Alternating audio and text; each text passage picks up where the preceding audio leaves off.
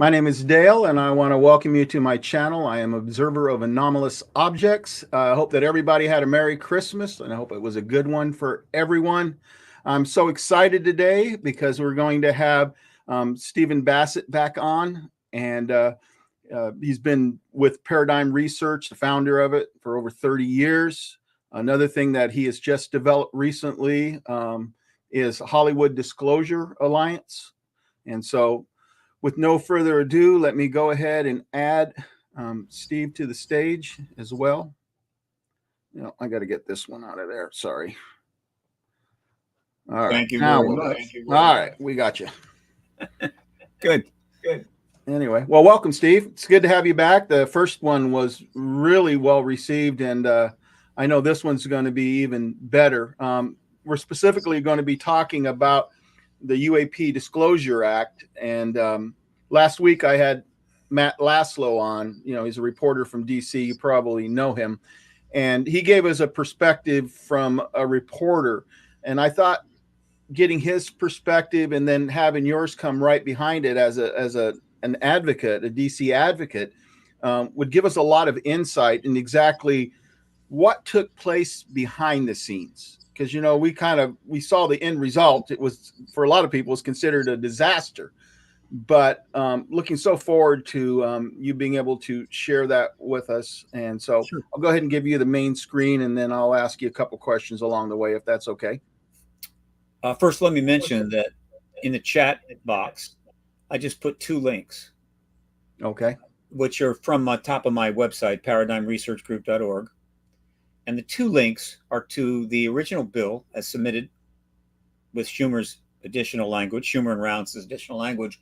And I've converted it to a PDF file, much easier to read. It doesn't have that structure that you get in formal bills. Right. And also next to that, the second link is to the final bill, also converted to a nice PDF format, easy to read. The final bill. So we got what we were first hoping for, and then the second one tells us what we actually ended up with. Exactly. In an easy to read format with some highlighting for your viewing pleasure. The final bill is about 1/3 the size of the original bill. So 2/3 of it just disappeared. So you can read these 2, and if you do read them, it's, take your time. It's a little complex, but it's not too bad. You will quickly see the difference. All right.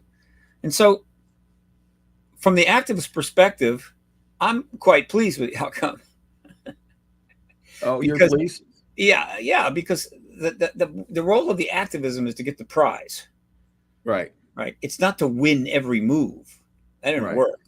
The idea is you make moves in this chess game, and if you finally succeed to get the prize, then you have succeeded, and the activist movement has succeeded. The prize is disclosure. We haven't won until the president utters those words, either because he's the first to do it, or because he had no choice because 2 other heads of state did it before him. That's a decision he has to make with the advice council of the Congress, or maybe not.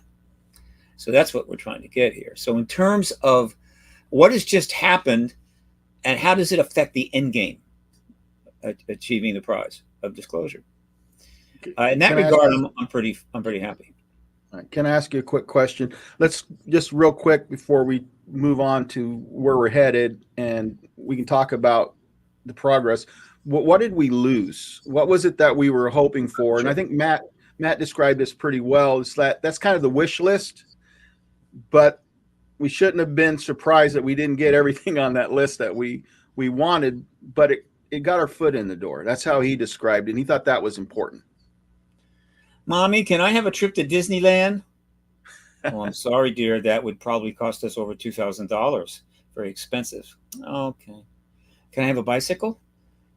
Okay. Yeah. I'll get you a bike. But it's actually much more interesting than that. So,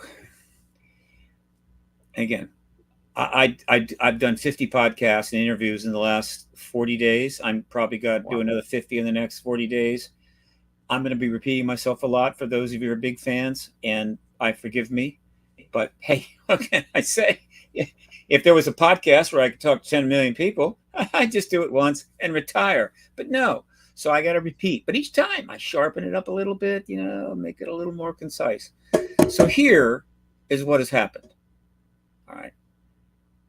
David Grusch came forward and completely upset the time frame for the disclosure process. The disclosure process, meaning capital D disclosure process. Right. The revealing process, which will occur after we get confirmation from the president, which will also be called the disclosure process. Actually, they're going to call it a controlled disclosure program, is what Schumer wanted to call it. Kind of works for me. Controlled disclosure program. As long as there's something being disclosed all the time, I'm happy. All right. But the disclosure process, capital D, leading to that confirmation was unexpected and created serious problems for those that are following a general script that I understand and I've talked about endlessly.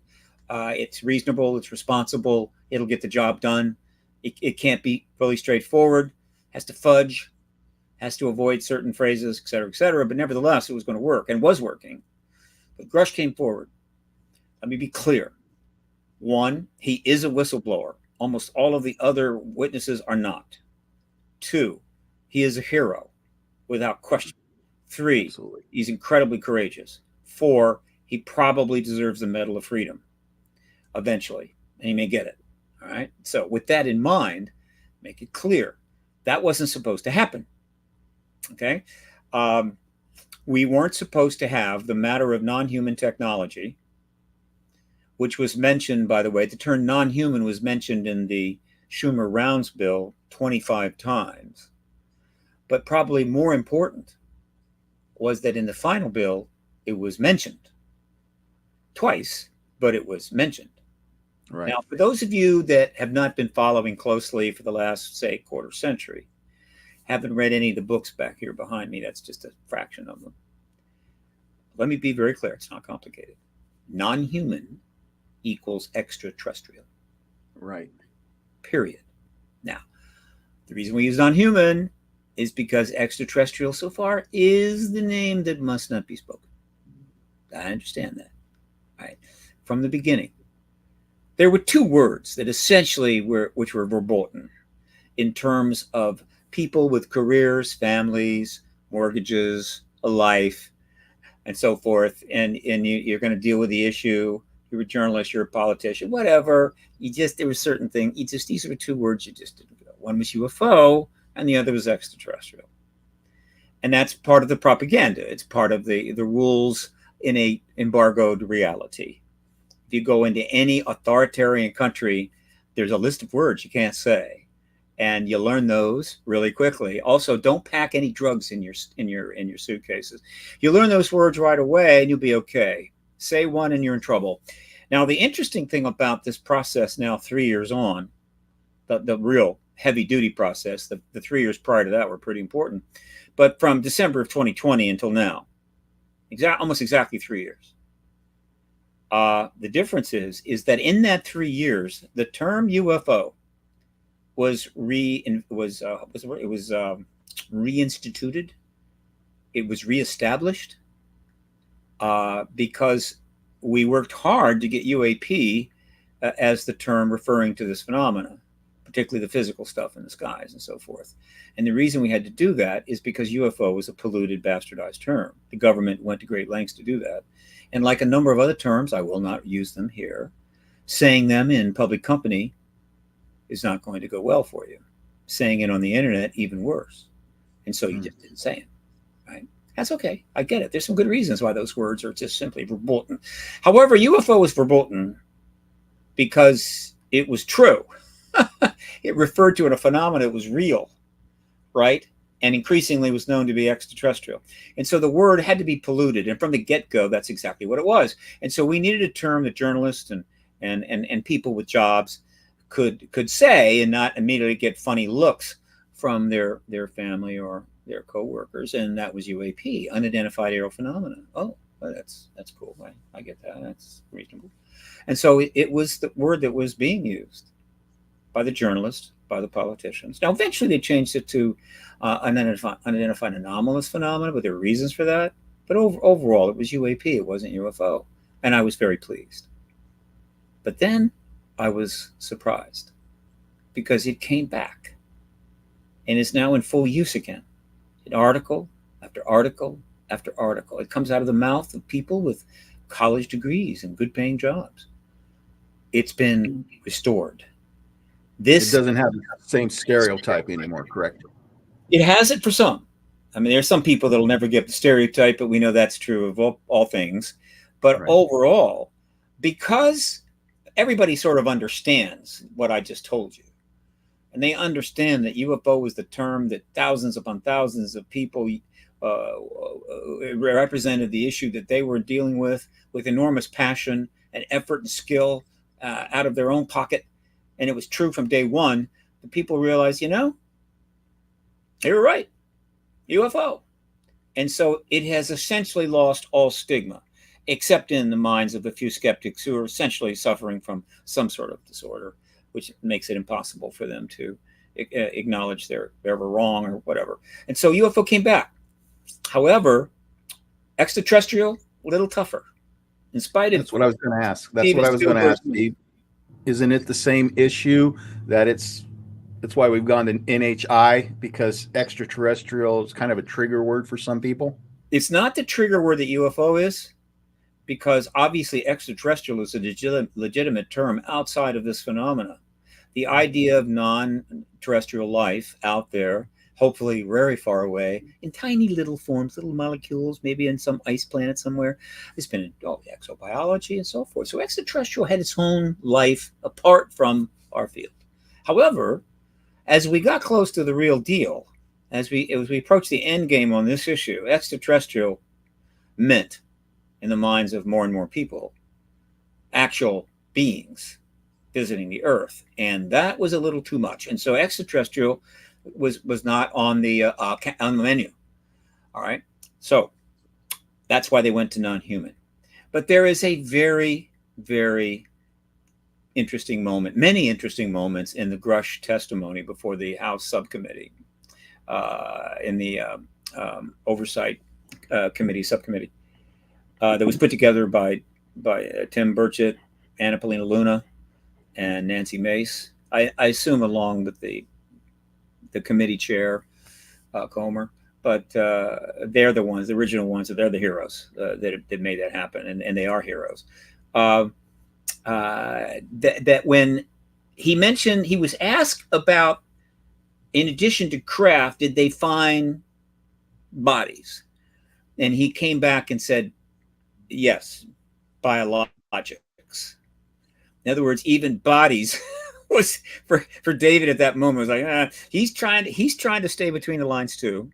He has gone through a whole review process before he went in front of that committee, in which he was kind of told what he could say, couldn't say. This is not so much censorship as it's the rules of the road. When you have classified status and you're going to go speak in a public sector, they kind of say what you can say, what you can't say. But if they say you can say it, you can say it. Okay? Bodies, I think, was a little bit in the gray area. And so he said biologics. And I believe it was Anna Paulina Luna, right? Might have been Mace, who came back and said, did you mean non-human? And he said, yes, non-human. Okay, so biologics, non-human. All right. Now, I'm just a simple country political activist, right? You know, and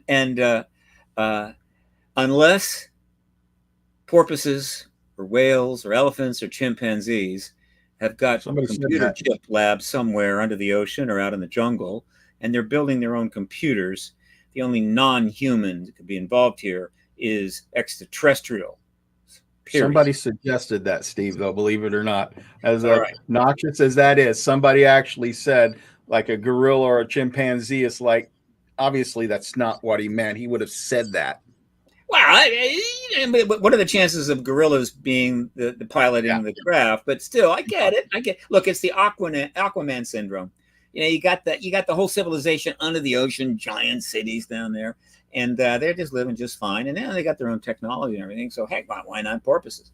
I get it, but we've got to learn. We got to grow up now. It's time to split the fiction from the nonfiction. Get real, whatever. Okay, so non-human means extraterrestrial, but I'm down with it being that way because by using language which is not triggering people, it makes it a little easier to move forward. This is an incredibly profound, significant issue of enormous implications for every living thing on the planet, one way or the other. And it has a political resolution, and politics is difficult. And so it's okay. Okay, so Grusch basically springs, non-human tech and non-human bodies. Bingo.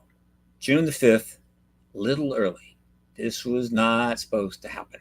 And so it triggered it triggered a very significant move on the part of another player in this four-party chess game.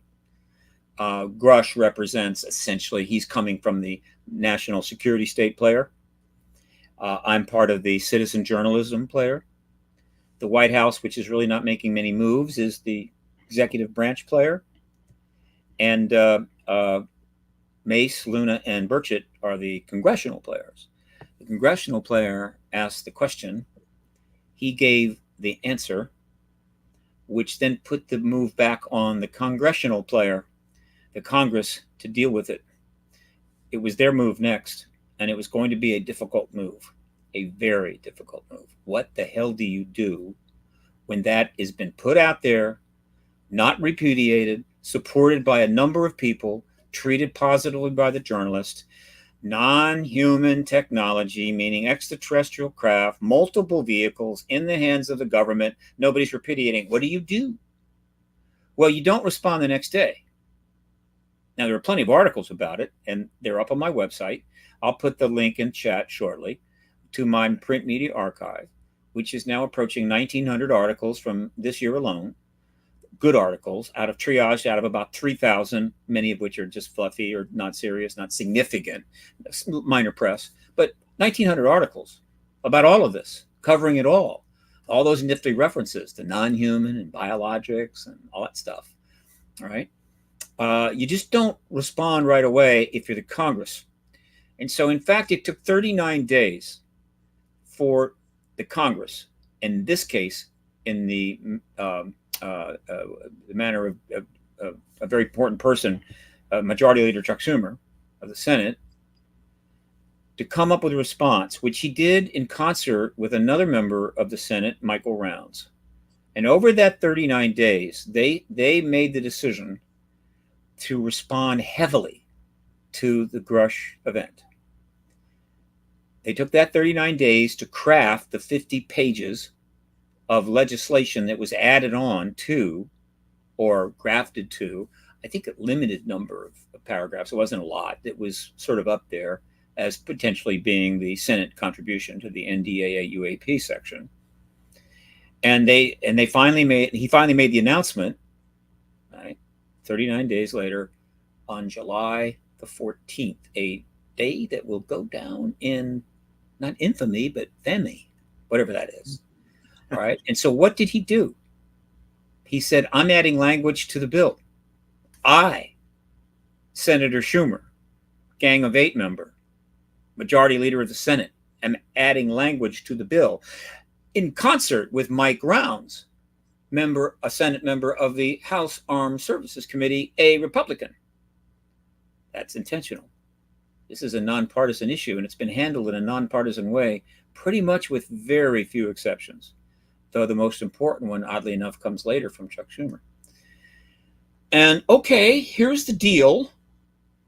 And so what he laid out and what you will read summed up a lot, because we just don't have the time, is the complete, quote, controlled disclosure plan, which immediately people jumped on. The word control, it's a trigger word for the people in my world. Trigger word. It's okay. It's all right. Controlled disclosure plan, meaning here is how we will, over a certain amount of time, starting very shortly after this bill is passed, start bringing to the public arena everything, the United States government has and knows about the, quote, phenomena, the all-domain anomalous phenomena. This is what we have to do. This is the final structure. Arrow is part of that, sure. But in terms of the legislative aspect, which is key, just having Arrow means nothing unless you have a full legislative package that will in fact allow it to do what it does and other aspects of government. Without that legislation, it's just like, somebody got something? Oh, really? Could you FedEx it to us? You'd like to look at it? We'll pay the postage. No. So it's the whole thing. How to get it all out through a review process, which allows for some postponement, put completely public, and then archived.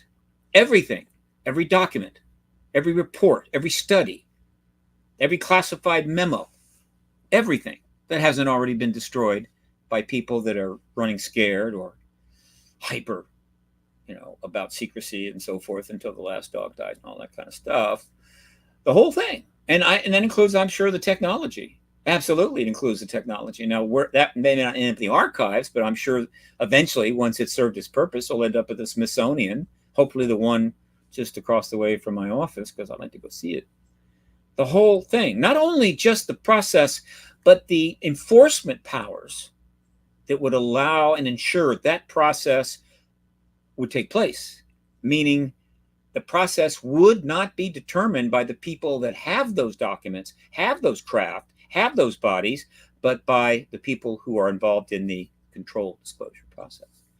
Those four enforcement or power aspects of the bill basically blew the minds of a whole lot of people because they didn't see that coming. I just don't think anybody saw what Rounds and Schumer did on July 14th coming.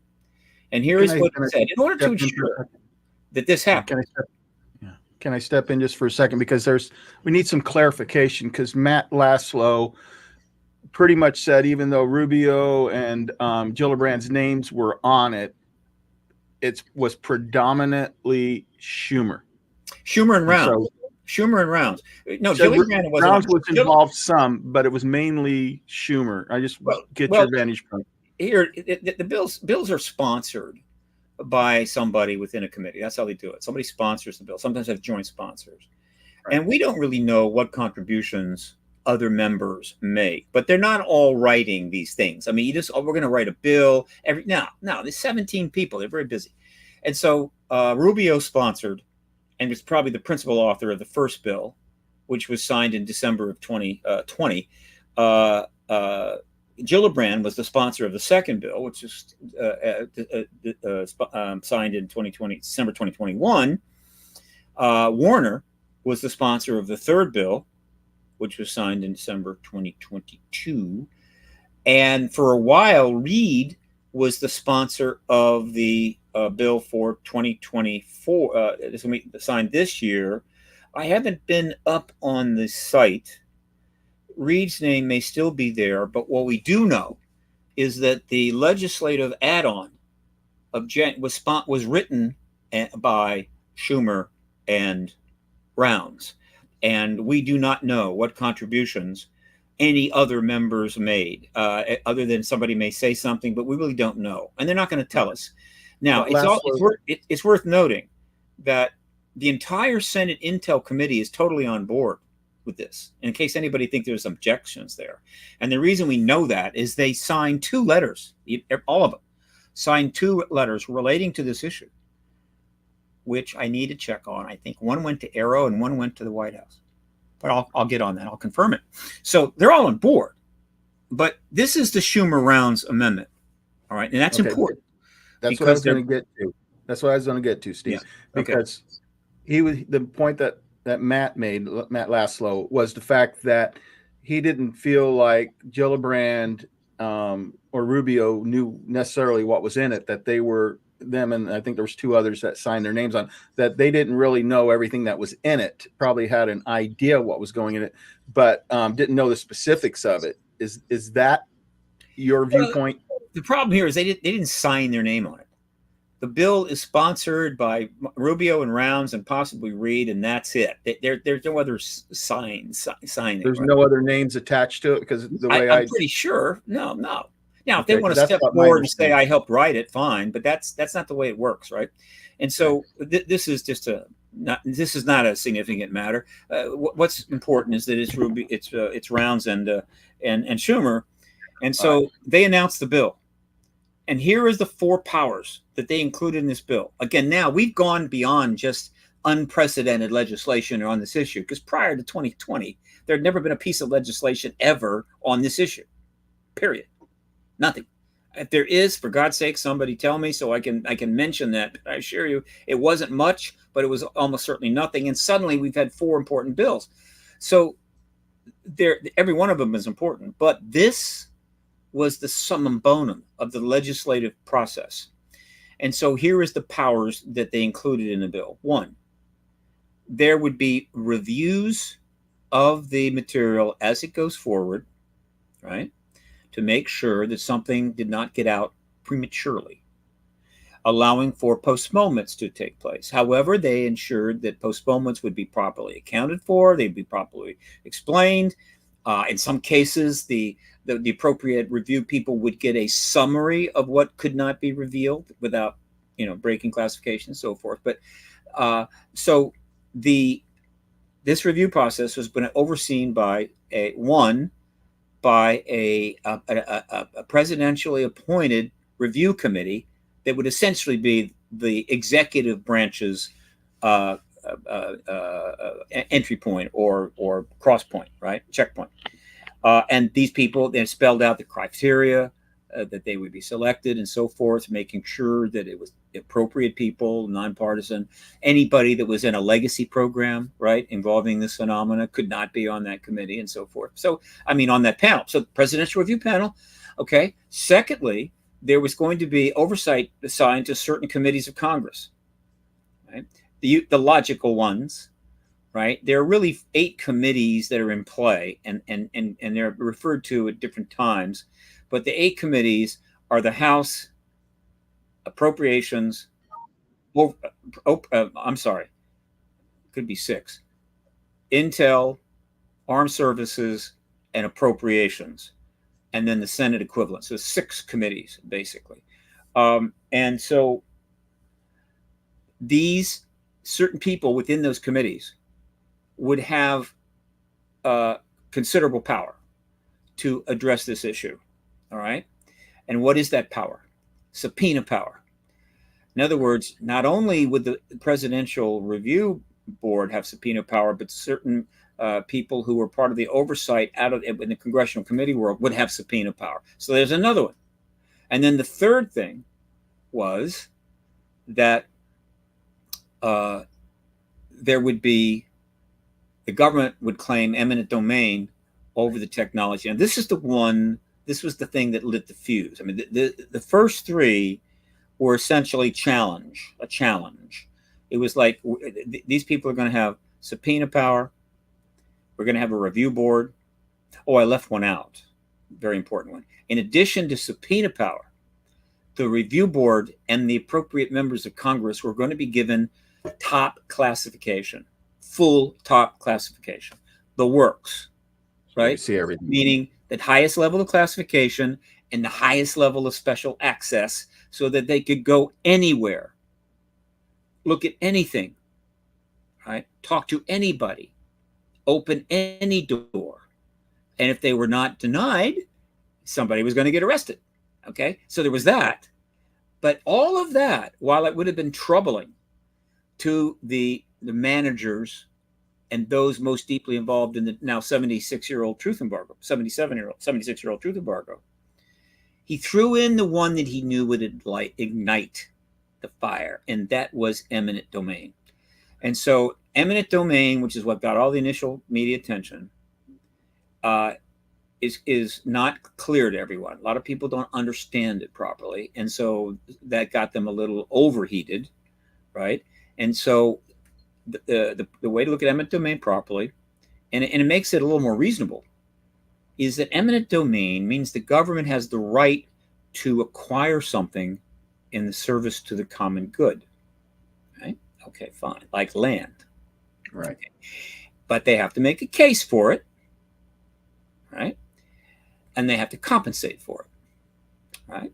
And so what he's saying is that if you've got non-human tech, because we gave it to you to work on, or because you got it yourself, and whether or not you're a corporation or whether a private individual, it belongs to the United States in principle, and we can exercise eminent domain over it. Or rather, I mean it this way: it is a matter for the common good, and for that reason, we can exercise eminent domain, just like a very important piece of land would be potentially a matter of the common good. Not everything is a matter of the common good. Okay, and so if we want it, we're going to take it. You'll be compensated for it. Though one might raise the point, well, if you paid them X billions of dollars to do the research and so forth, and you paid for all the work they did, do we really need to compensate them now that we want to take it? But that's just negotiations, right? That could be worked out. So that's eminent domain. It doesn't mean next week we're sending in the stormtroopers to blast open your doors and come in and take it. No, it just means that we may exercise eminent domain. All right. And I think, if I recall, in the initial bill, they gave them 300 days to report what they have. So it'd be at least 300 days before they even had the report. So that wasn't going to be exercised until they had those reports. Up to 300 days, they might get the report sooner. So, but nevertheless, this was the trigger. Why? Because he knew, and believe me, what actually people know on Capitol Hill about this issue so far exceeds what people think they know. It's really kind of amusing, to be honest. And so they have been sitting on that tech for decades. They have been working on it for decades. They have re-engineered, we think, some of it. They have probably ascertained new concepts from it, understand new physics from it, and have a whole list of potentially monetizable scientific and engineering ideas that could make every shareholder of their companies really, really rich. And they have not been able to do that, as far as we know. If they have, they've had to be really clever about it. And so they've had to patiently wait until the truth embargo ended and the matter could be out in the open, and then they could start cashing in. And after all this patience, they've been rewarded by Chuck Schumer saying the United States government owns it if it wants to and can exercise eminent domain. And that was more than they could take. And so for the first time in the entire history of the truth embargo, instead of getting these little hints that would come from some, member of the skunk works like Ben Rich, which on at least 4 or 5 occasions gave us little hints about we can take ET home and little things like that, and they come up from some other people, little hints, everything you see out there, we're 50 years ahead of it, and all that kind of cool stuff, which is okay. That probably made him feel kind of special. We got stuff 50 years ahead of what you got. This was different. This was like, what? And so he forced them to take action. And that's exactly what they did. And so what did they do? Well, they I'm sure in the boardrooms of every defense contractor that had any tech of this type, they sat down and said, how are we going to stop them from having eminent domain? Oh, the answer is quite simple. It has to be taken out of the bill. And the way our system works, you have a perfect opportunity when the Senate and House bills are reconciled. That's when you take it out, right? It's too late, almost impossible to take it out once it's gone through reconciliation, it's been repassed by the House and Senate. And so, but they had plenty of time because they found out on the 14th of July, and they had basically until the 14th of December, August, September, October, November, December. They had 5 months to, how would you say, generate a response to Schumer's gauntlet. And what they did, I am speculating here, but doesn't take a genius to figure this out, is they didn't personally call up anybody and say, I'm the chairman of, Boeing or whatever the hell, and like, no way you're taking our ET technology. No, or call reporters and complain. What they did is they go to their intermediaries, possibly lobbyists, who are going to be under pretty strict NDAs with these corporations and said, go find the members in Congress that are on that reconciliation committee conference, as well as some high-powered members of Congress, and you lobby the hell out of them that we are not going to stand for that. And you might say, well, why should they care if they stand for it or don't stand for it? Well, it just so happens, just mentioning this casually, that the defense contractors give millions and tens of millions of dollars of campaign donations to those members of Congress who they feel would serve them best. Now, this particularly includes members of Congress where defense contractors have huge facilities, okay? And so they have a lot of leverage. Nobody is surprised at this. Everybody knows this. It's standard, okay. But this is a little more unusual use of that kind of power. They basically said, get in touch with those people and tell them if you want any more campaign donations, you get that stuff out of that bill, at least the eminent domain. And so this started happening. Now, it was behind the scenes. These are phone calls and things. And so I think it went on for weeks and weeks, really, before anything sort of emerged that maybe there was pushback on this bill. I'd have to go back and read the articles. But it seems to me that it was a while before I heard anything about it.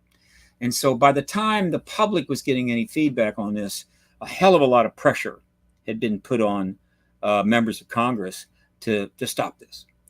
Now, eventually we learned that the most significant people of influence on this maneuver were House Armed Service Chairman Rogers' House Intel Chairman Turner and House Majority Leader Mike Johnson. Michael Johnson. I call him the Miketeers. Anyway, yeah, Mike Johnson. Mike. Yeah, it's just a little joke.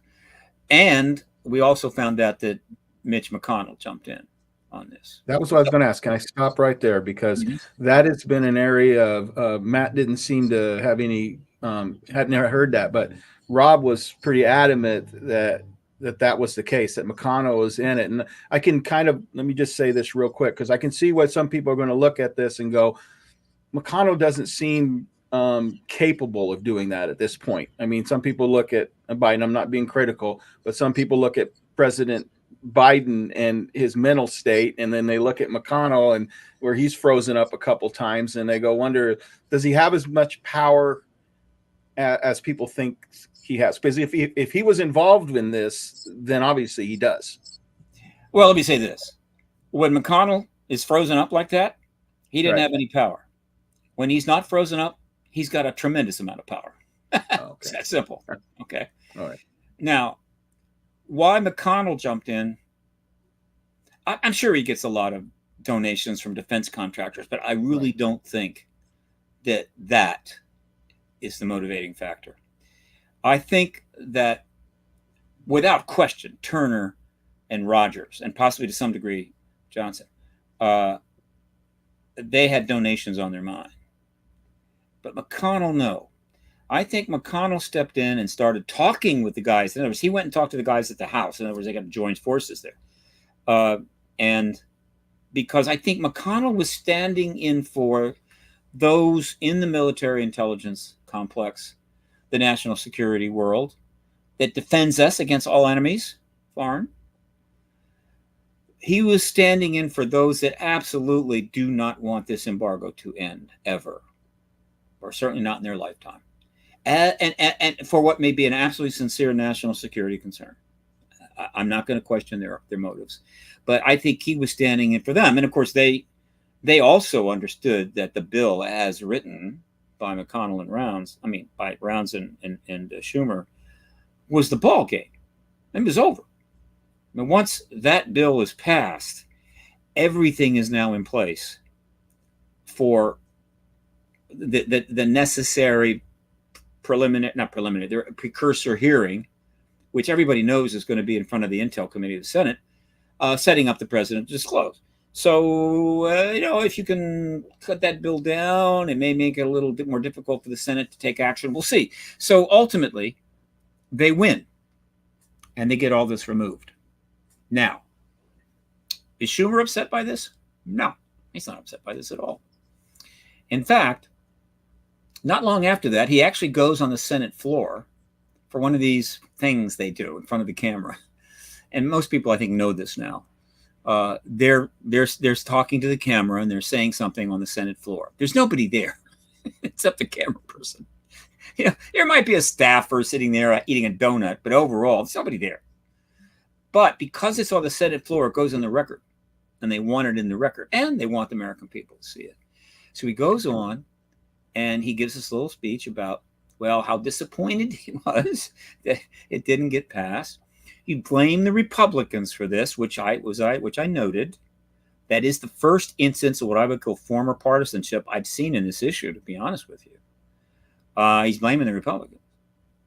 Obviously, he's not blaming Burchett, Meese, Luna, or Gates, because they've been pounding on the door of the truth embargo now for a while, right? God bless them. But I think he's just kind of letting people know that that's kind of where it was coming from. And but ultimately, he states that this bill is still it's about getting the information out and so forth, and all well and good. But then he goes out of his way at the end of this little presentation, and you can find it on the internet. It's not hard at all. Maybe I'll get the link up in chat before we're done. Yeah, that'd be good. Going to keep at it. Going to keep at it. Not giving up. Okay. All right. Fine. But let's look at this chess move more closely. Schumer had to solve many problems, many issues that day, 14th of July. One of the problems is, what do we do about the Grusch statement that's now hanging out there and being covered by media all over the world? Do we ignore it? Just hope it sort of fades away? The Senate Intel is totally committed on this issue. We're going to get asked about it. They're going to be coming to us. They're going to be courting us in the hallway. What do you, Senator Schumer? What do you think about the biologics? Senator Gillibrand. I mean, and all. Yeah, Jesus, they don't want that. So what he did when he came forward and said we want eminent domain of the non-human tech, he's referring to the non-human tech that Grusch was referring to, which means he confirmed Grusch. He's just said, I, the Senate Majority Leader, fully believe and respect what this gentleman has said under oath and not under oath. So Grusch is now confirmed. He's backed him up.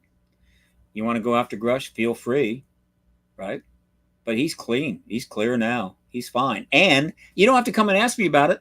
You don't have to ask anybody about it. I just told you, right? We agree there's non-human technology. So that saves you a lot of questions you don't have to ask, and it pulls them back out of that. But he confirms Grusch. That's great for Grusch. It's great for the House, the Senate Intel Committee in general.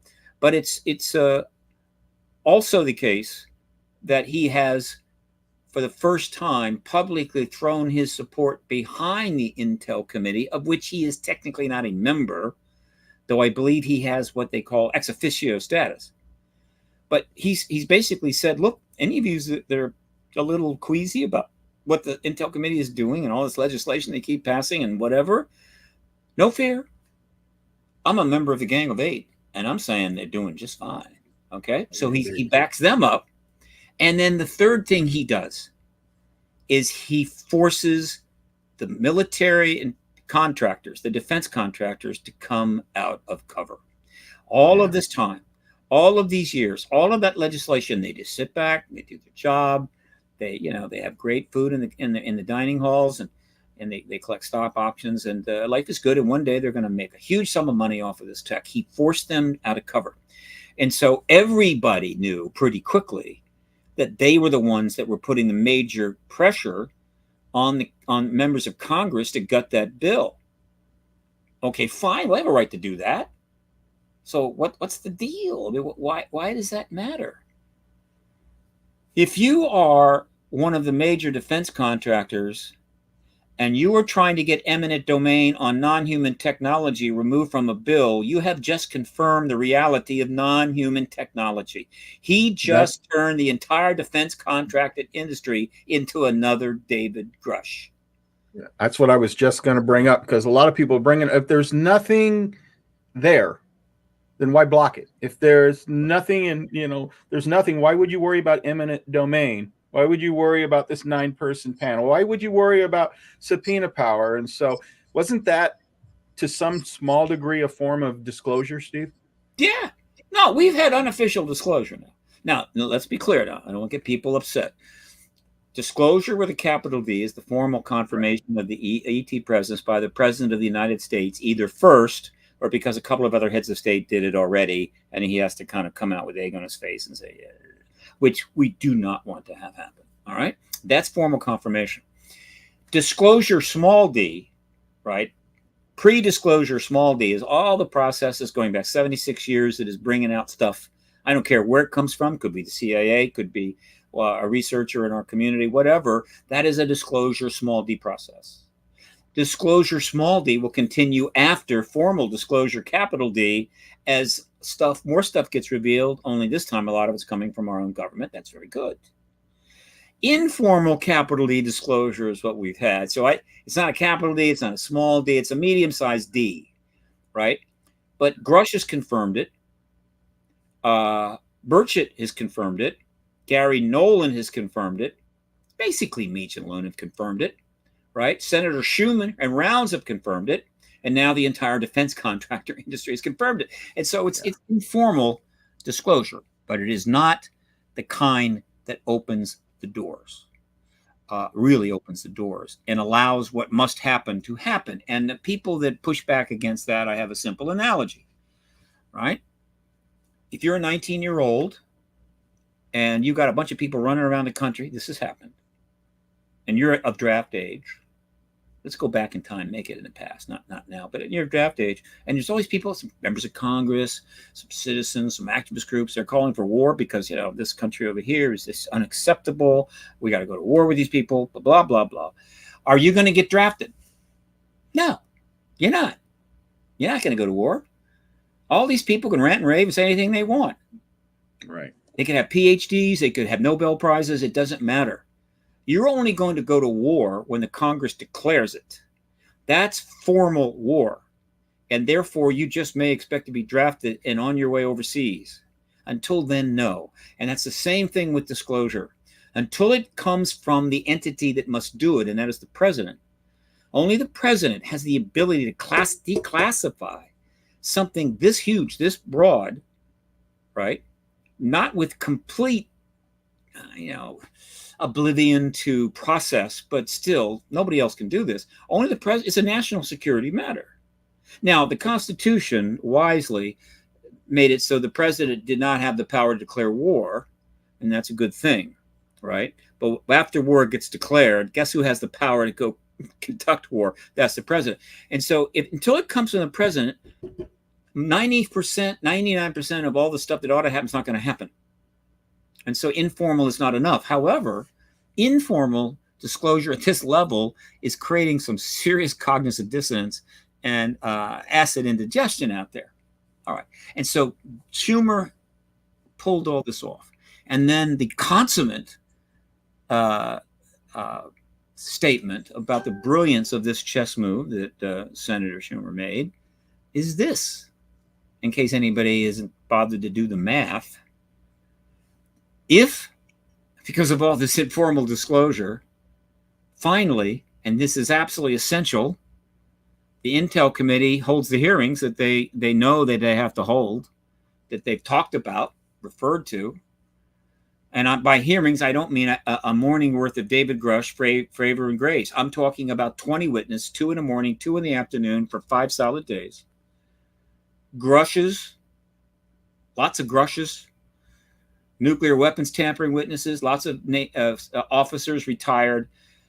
Testimony that, frankly, will go well beyond Grusch, possibly very much including some unacknowledged special access people who are working on the programs for firsthand testimony, all the gun camera footage that they want, assuming they really press the DOD, whatever. 5 days of that, and the truth embargo is simply melted down. It's nothing. It's gone. And if the truth embargo is gone, then the president simply has to come forward and acknowledge that, not in a shameful way, but rather because the president gets to watch the hearings along with us. the president can do it based on the hearings, not based upon the fact that I finally felt so ashamed that I finally had to tell you I have a guilty no. Just look, I saw the hearings, you saw the hearings, and it's true. And boy, you want to know more, and I want to know more, and we're gonna start a controlled disclosure plan, and that's disclosure, and it needs to happen soon. It needs to happen in January, early February at the latest, and I'll talk about that in a minute. And my whole life is about that right now. I got plenty to say. All right, but here's the cool thing. Talk about chess. When disclosure takes place, everybody in the world, within a very short amount of time, a week or two, will be informed one way or another, no matter whether they care or not, that we're not alone. There's non-humans here, almost certainly extraterrestrial. Right. I give a 0.1% chance that they're from the future or from dimensions. And the reason is because they repeatedly told us from other stars, and just put that aside. But they have said that we're for other star systems. They actually tell people that, and so. In that 2 weeks, everybody on the planet knows, including everybody else in Congress. And so then Chuck Schumer and Mike Rounds, maybe the entire House Intel Committee will sponsor the exact same bill, the UAP Disclosure Act of 2024, as a standalone bill with every single thing in there that was in there before, and to submit it to the Senate and the House for consideration. Now, in the post-disclosure world, when just about anybody that wants to know knows that we have a non-human extraterrestrial engagement underway, non-human tech, God knows what the future will bring, but I'm excited, you're excited. Who do you think is going to vote against that bill then? And if we get the hearings in January, say mid-January, we can have disclosure from the president by January 31. That bill could be resubmitted the first week of February, and boom, the whole thing is in place. Okay, let me ask you a question, because this is going to be one I guarantee that the people out there are going to be wondering. What, I mean, you said standalone, so that won't mean it will be with the NDAA, 2024 NDAA. It'll be its own bill. That's right. What's to keep the three mics and the military industrial complex and Lockheed Martin, all them from trying to stop it again? Of course they'll try. They can try, but again, why do you think we'll be successful this time, whereas we weren't the last time? Help explain that. I actually said it, but let me restate it. Okay. Remember, this bill would be resubmitted in the post-disclosure world. Every head of state will have already confirmed that ET presence, not just ours. Right. The entire world now knows it's not alone. Right. And we have tech, we have bodies, we have craft, and God knows what else has been going on. It's completely now open, legitimate, and confirmed. And now the bill comes back up as a controlled disclosure plan with powers that make sure it's done properly. And what the defense contractor is going to rise up and say, yeah, okay, well, look, yeah, well, yeah, sure, you know now, everybody knows, but we have an obligation to our shareholders. Our job is to make them as much money as possible, and this tech could mean millions, trillions of dollars, and so you're not going to take it from us. What do you think the people are going to say to that? And what senator's going to say, well, I got $1 million in campaign fundings from those corps, and so I'm just going to have to vote against it? No, trust me, it has no chance, zero chance of not passing in the post-disclosure world. And they're not going to wait to submit it. They're going to slam it right back in. Right. But they'll be nice. They won't be like, okay, here it is. No, it'd be like, I think maybe it's appropriate now that the president has confirmed that we have this reality here. I think we should submit that bill because I think we need these controls. People expect these kinds of controls. And an eminent domain does not mean that we will not cut deals with some of these contractors in developing this tech. They can still make lots of money. It's just that we will decide how it's going to be developed, not them. Okay, but that doesn't mean they can't make money. And so people say that's good. So Schumer wins. America wins.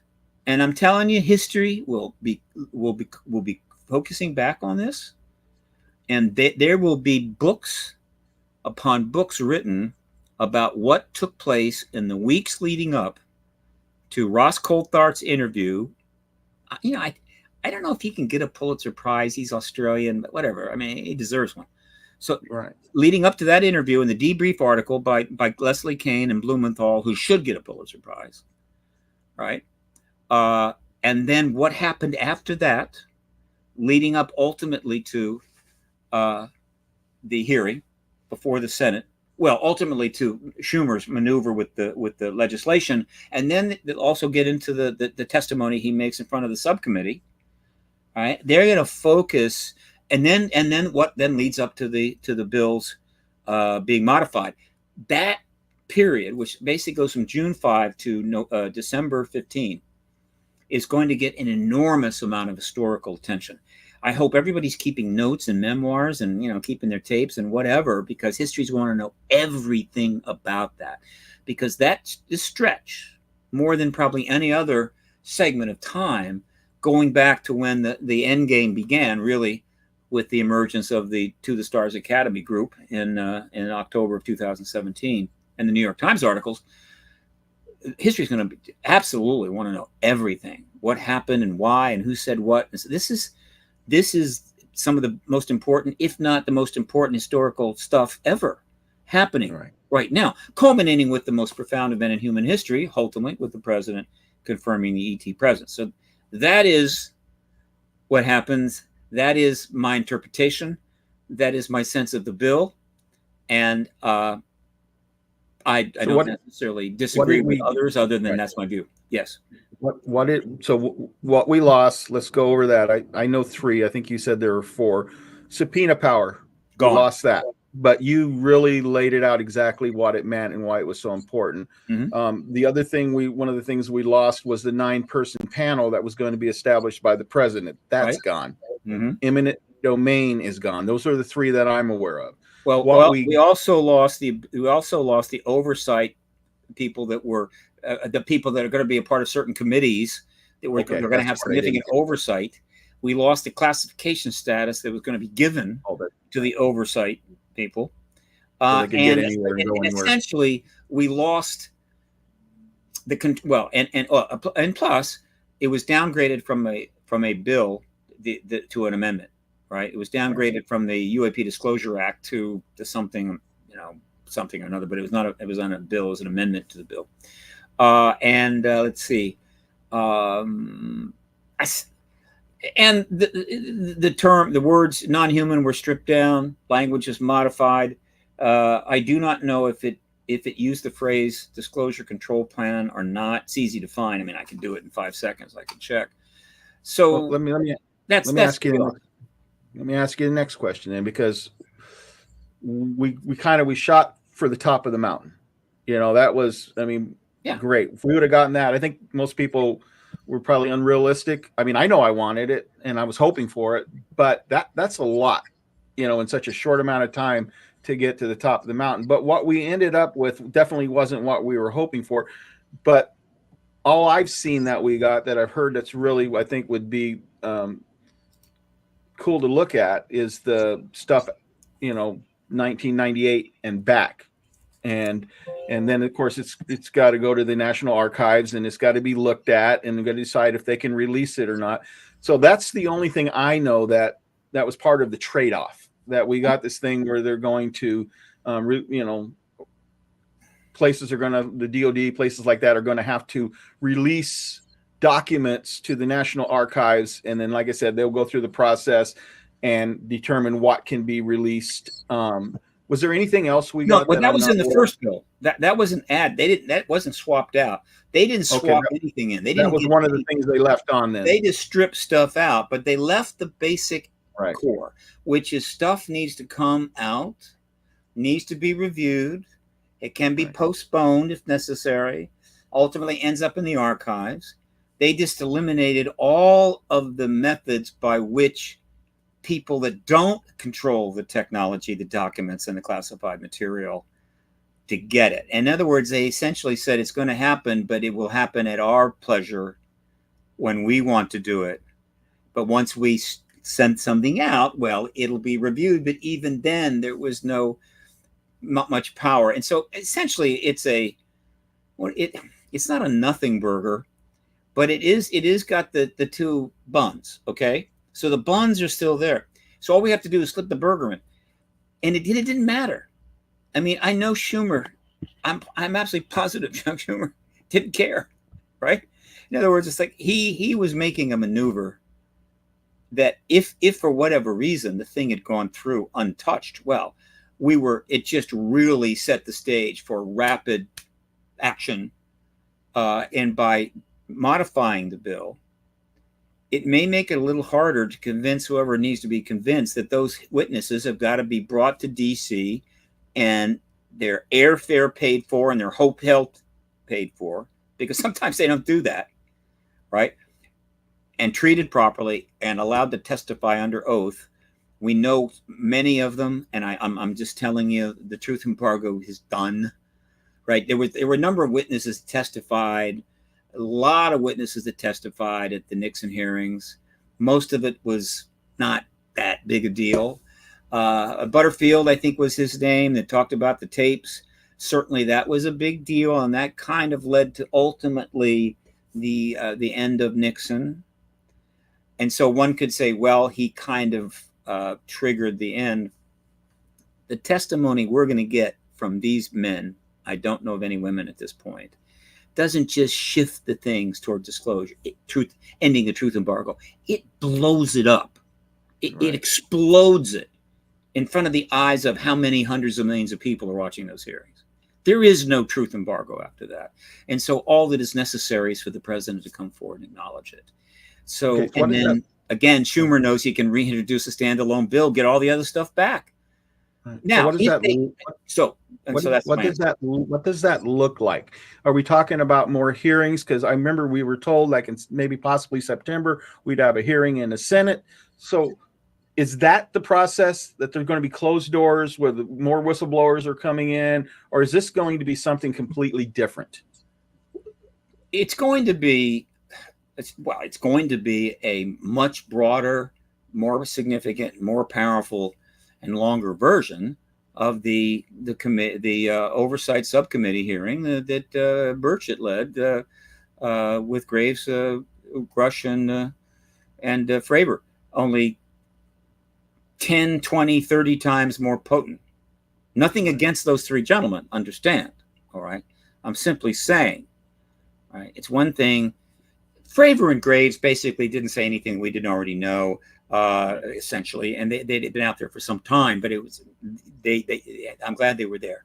They wisely did not want Grusch sitting there by himself, and I'm sure neither Graves or Fravor did as well. So they provided, they were wingmen, and they were fine, and they did well. Grusch was the guy. That's fine. But what we're talking about, the Senate Intel Committee here, I assure you, right? It's not going to have 6 or 7 people up there. Every member is going to be up there. All right. Wow. The audience is going to be in the hundreds of millions. Full committee then. Yeah. Full if committee. You're NBC, CBS, and that hearing is coming, and you have a reasonable amount of notice. If you don't open up your feed to every single international affiliate you've got, you're friggin' mind. You're nuts. Right. Okay.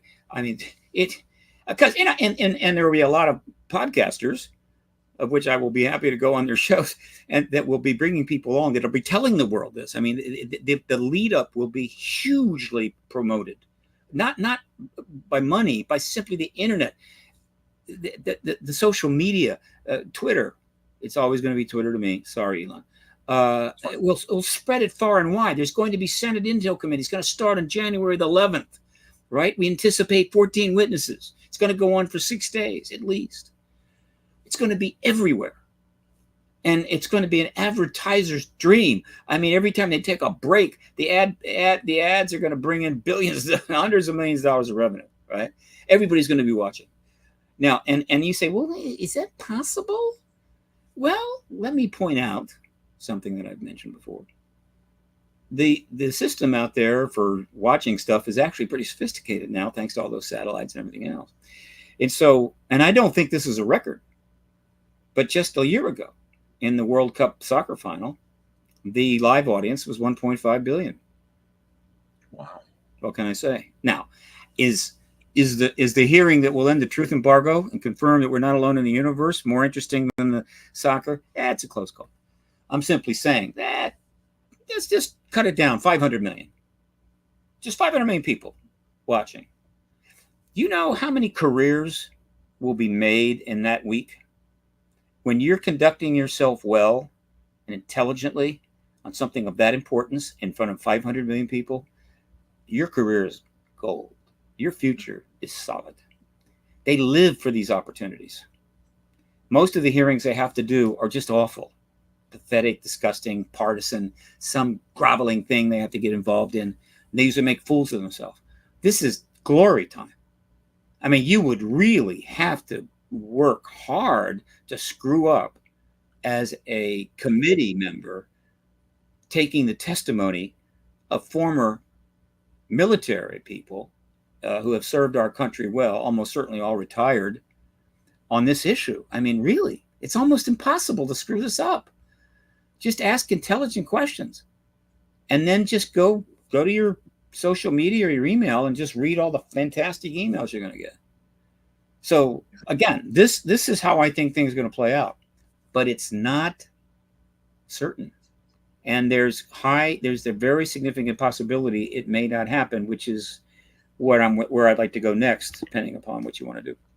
Oh no, that's perfect, because we're talking about controlled disclosure, versus it just coming out. Can't remember the name exactly for it, but where it just breaks open and there's no control to it whatsoever. And do we really want that? Well, let's be careful now.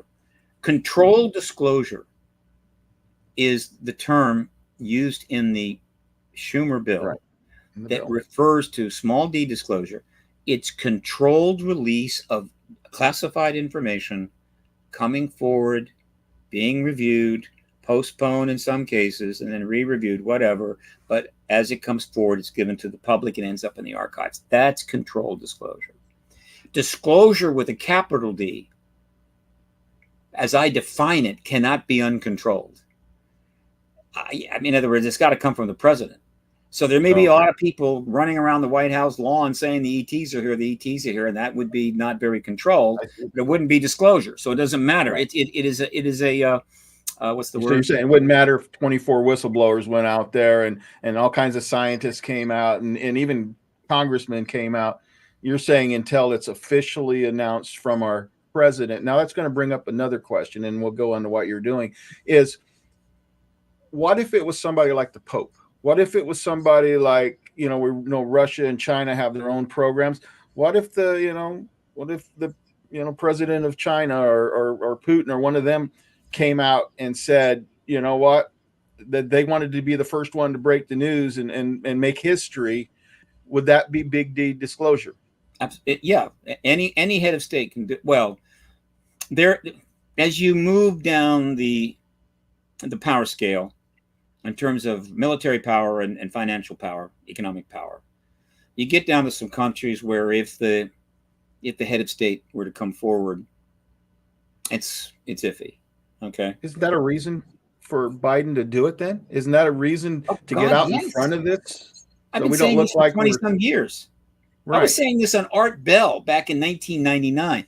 No, I didn't actually bring up the concept of this capital D disclosure until I think 2001. Unless Putin, Xi Jinping are employed by the CIA and getting regular paychecks, they can do it anytime they want to. And the idea is, well, no one will believe him. Oh, come on. You don't think they haven't got evidence? You don't think they got gun camera footage by the hours of it, right? You don't think they haven't got stuff? They may even have craft. So if they want to do it, they'll do it. In which case, the United States will have to follow. The president will have to come forward and acknowledge we've been lying for 76 years, but now that Xi Jinping has finally confirmed it, I guess I'm going to have to acknowledge it. Let us not even explore the geopolitical implications of that. I hope I don't have to actually spell that out to any member of Congress that might be listening to this, or if I ever get in front of them. I hope I don't have to do that. If they don't get that, then they are lost. And that doesn't mean we're lost, but they're lost. They might as well just retire or do something, because if you don't get that, you have no business being involved in the legislation of the United States of America. If Xi Jinping's discloses ahead of us, it will be a geopolitical disaster of a certain type. Okay? Exactly. And the implications will be enormous for the future of this country. So now, ultimately, it won't matter. Ultimately, the world will move on into the post-disclosure world, and how we're viewed and how our president is viewed and so forth will be significantly different. But in time, it'll start to even out, because there is another event, I think, coming after disclosure, which transcends that in a sense. Regardless of who discloses, I believe that disclosure is the portal to open contact, and always has been. That's been the plan all along. Now, admittedly, there's a possibility there has been formal contact, but not open. We know there's been individual contact and not invited, right? So you got individual contact, not invited by and large. CE5s are basically invite, come in, let us see you, but it's generally not viewed as come in and take me. There are plenty of people who would like that. The point is that's in, and then you've got formal contact, not disclosed, meaning we are having communications with extraterrestrials at the governmental level, more than one country perhaps, and there's deals being made, there's gifts being exchanged, parties are being held. I don't know. Now, that's not open contact, but that's definitely one PR nightmare, I'll tell you that. But even if that's going on, open contact, where ETs are openly engaging authorities and we know what the conversation is, that's still not happened. And that ultimately takes us to another place. So once you get there, which I think is 2 years out, I don't think it's more than 2. I think John Ramirez is alluding to it. It's 3 years out, 2027. I'm not going to argue with that. John's got an inside line on that. And it's, I would rather it be 2, because I'm not getting any younger. Exactly. And that's really saying a lot. What do you think about Saul saying 30-year plan? Oh my goodness. I just about died when I heard that. Yeah. Well, I whatever, it's okay. I guess it's possible, right? Kind of like winning the lottery. I buy one ticket. I could theoretically. So that open disclosure, that open contact, we're in another place. It really doesn't so much matter by then who went first, but there will be consequences for the United States if our president doesn't do it. And one of the reasons that I like is because the United States has led the truth embargo by and large. China and the Soviet Union and Russia have not led the truth embargo. They have no interest in disclosing, but they haven't led the embargo. The United States has led the entire Western democracies in this. We're the ones that made this call. We're the ones that basically said this has got to be contained. We told the UK that. We told Canada and Australia that. We told France and Spain that. We told Germany that. One way or another, we told them that. We would prefer that this remain embargoed. And there were very good reasons why they said, okay. And so if that's the way it was, then it is appropriate to be the ones that end it and take the PR hit. So because when we end it, and the Prime Minister of the UK is asked, and Australians are asked, or whatever, the very tough questions, like when did you know? 1940s. Why you didn't tell us? The United States said no. We really have to keep. And the United States very powerful and the protector of the West, right? Who's got the nukes? Who's keeping the bear at bay, the dragon at bay? It's the U.S. So let us be reasonable here. Let's go along with this policy, because without the United States, we'll all be speaking different languages, not our native tongue. Right. So we led them. And therefore, there's a good case to make. Okay, then we should end it for them, so then they can be free to do with it or deal with it as they please. And whenever they're asked the tough questions, they'll just point at us and say it was their fault, not us. We're the ones going to have the PR problems, and let me tell you, they're big. And all this development and work and and creating Arrow and the legislation and all the stuff that you've been seeing happening has been about two things: preparing for the disclosure, not finding out the ET stuff they already know, nothing to do with that. It's preparing for disclosure. In other words, whoever discloses, whether it's Xi Jinping or Putin or Biden, the next day the United States has got a real big logistical problem. And if none of this had happened, they'd have nothing to work with. No Arrow, no legislation, no rules, nothing other than, gee, we wanted to tell you, but we couldn't. Everybody's going to want to know everything. So it would just be insane. It would be absolutely obscene.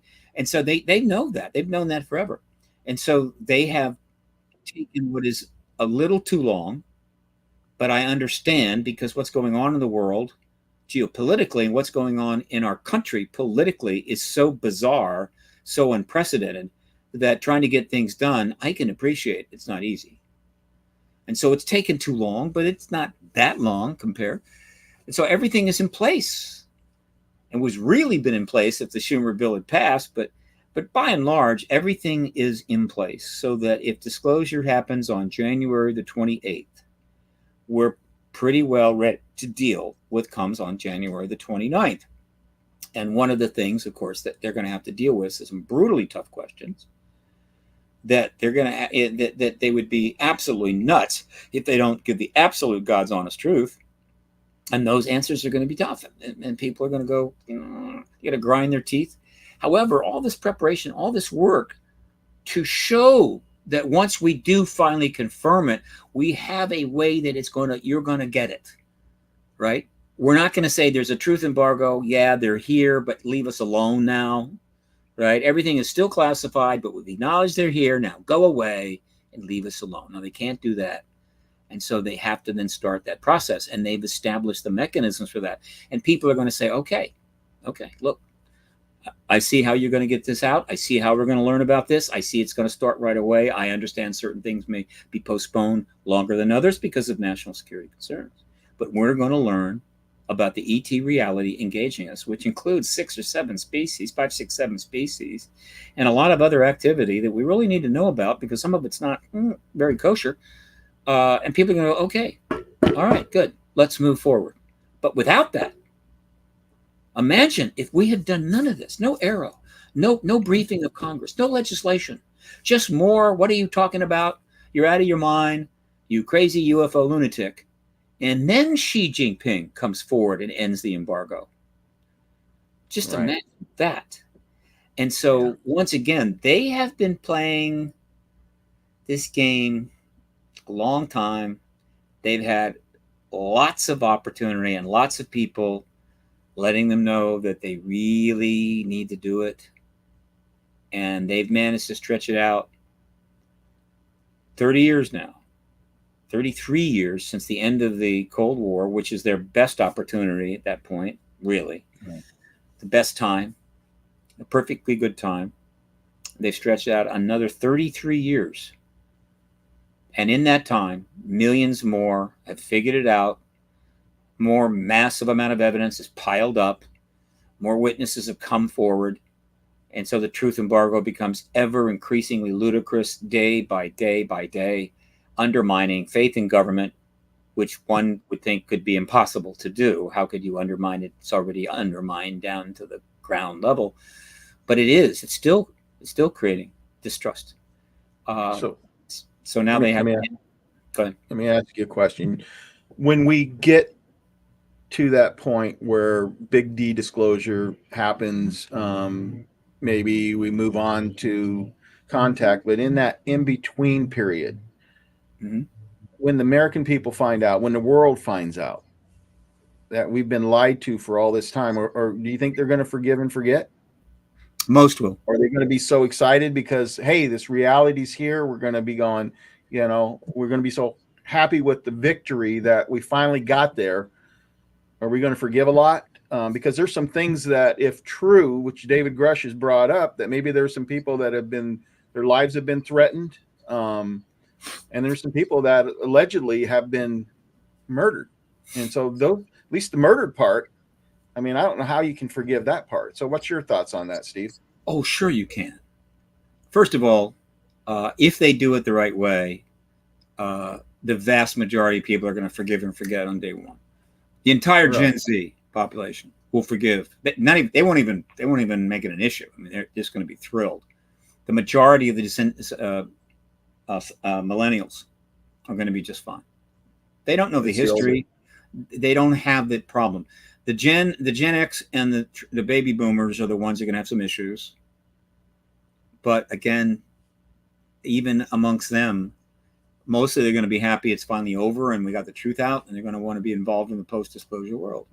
In terms of certain crimes that have been committed, and there have been some, compared to the crimes that we committed in Vietnam, Iraq, Syria, Libya, the stuff that we've done, the people we've killed, you talk about, maybe a handful of people have been murdered because of this issue since 1946. Do you know how many people have died under U.S. bombs in the 20th century? Yeah. We've dropped more bombs on people or on countries in the 20th and 21st century than any other country. In fact, it's almost the equivalent of all the bombs dropped by all the other countries in the world. A lot of people don't know that. Look it up. And so we've forgiven that, haven't we? Not everybody, but the vast majority of people have simply moved on. That maybe not forgive, just forget, right? Forgive or forget, or forgive and forget, whatever. So the idea that we can't forgive this incredibly complex national security policy that didn't result in many deaths at all, believe me, I mean, it just didn't. Yeah, it's not going to be hard at all. And besides, the acknowledgement of the ET presence, while it offers public relations problems for the government, it offers enormous possibilities for society and for the planet. That's where, people, anybody that's like investing their time post-disclosure, unless they've got a really obvious grievance, I mean, a really tough, very brutal grievance, is wasting their time. They need to be thinking about the world is coming, the possibility of open contact and so forth. Right. That leads to the next question then, because I have a lot of friends, and I've even said it. I don't know that we know 100% it's clean energy, but if it does turn out to be clean energy, one of the challenges is how can we get that to the point where it's not monopolized by companies, and in a sense we can save the planet, but people are still going to be in terrible poverty and dependent on these big companies. That's what I liked about eminent domain, because you described it eloquently. That eminent domain is to look at something and look at the common good. And so what are your thoughts about that? Assuming, like I said, people get radiation things from being radiation burns, everything else from being close to these craft. So we don't know 100% it's going to be clean energy, but if it is, wouldn't it be nice to share it with the world? Of course. As long as it wasn't weaponized? Well, of course. We don't want it weaponized. We want it used. So one of the major questions to be answered, which I love to talk about, is how much of a paradigm shift is this going to be? I think it's going to be the biggest of all time. I think it's pretty straightforward. But our plan... And then in 1900, we had about 1 million, I think, the planet, I think, had 1.5 billion, I think 1.5 billion, 1.7 billion, something like that. I mean, practically, there's nothing, right? We're in great shape. And a technological revolution was beginning. And there were a lot of people that understood that. I mean, there are people called futurists, and their job is to project. And there were plenty of people that are projecting where things are going. Again, it was early in the 20th century, when it wasn't that long into the 20th century when the laws of relativity, special relativity, general relativity, and even early quantum mechanics was taking place. And so this was going to be quite a century. And so if we rode that technological trend and used that technology to serve the common good, we could have had a planet that was damn near a utopia in a rough sense, right? The opportunity was there at our feet.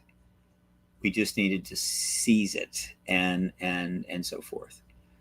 And instead of doing that, we pretty much did exactly the opposite.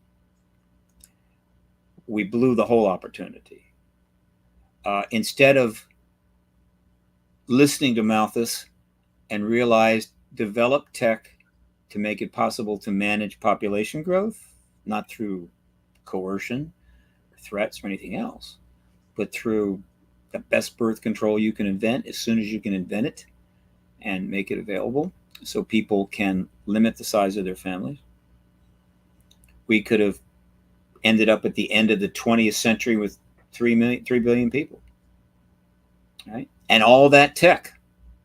So the tech was going to happen regardless, right? And all that tech would have been serving 3 billion people. Everybody could have had everything they possibly needed and been able to afford it. But instead, what we did in the last 123 years is develop tech, but also to develop technological weapons and weaponize tech. And the amount we've spent on the weaponization of technology, the creation and managing of armies, defense systems, intelligence systems, the actual waging of wars, the stuff that was destructed, and then the cost of rebuilding it. All of that for 123 years comes to a number adjusted for inflation, which I haven't yet been able to suss out. It may not even have been done, but it is a big number, and it could be in the range of $200 trillion easily. $200 trillion that could have been used, right, for the betterment of to man. to develop non-weaponized tech to enhance or just make resources available to maybe just 3 billion people. And we would be in a place that would be, we can't even imagine. Yeah, but Instead, my question about that, Steve, because I know some other people are going to have it, because I want a world like that. I absolutely do. But what do we do about the Hitlers in the world and the Putins in the world? And, and I realize we've gotten in some wars that we should not have been involved in.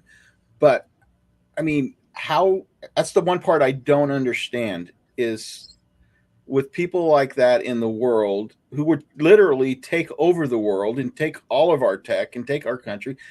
What's the answer for that? Because I don't have one. I'll be honest with you, Steve. I don't have an answer. I want to live in that utopia world, but there are evil people out there.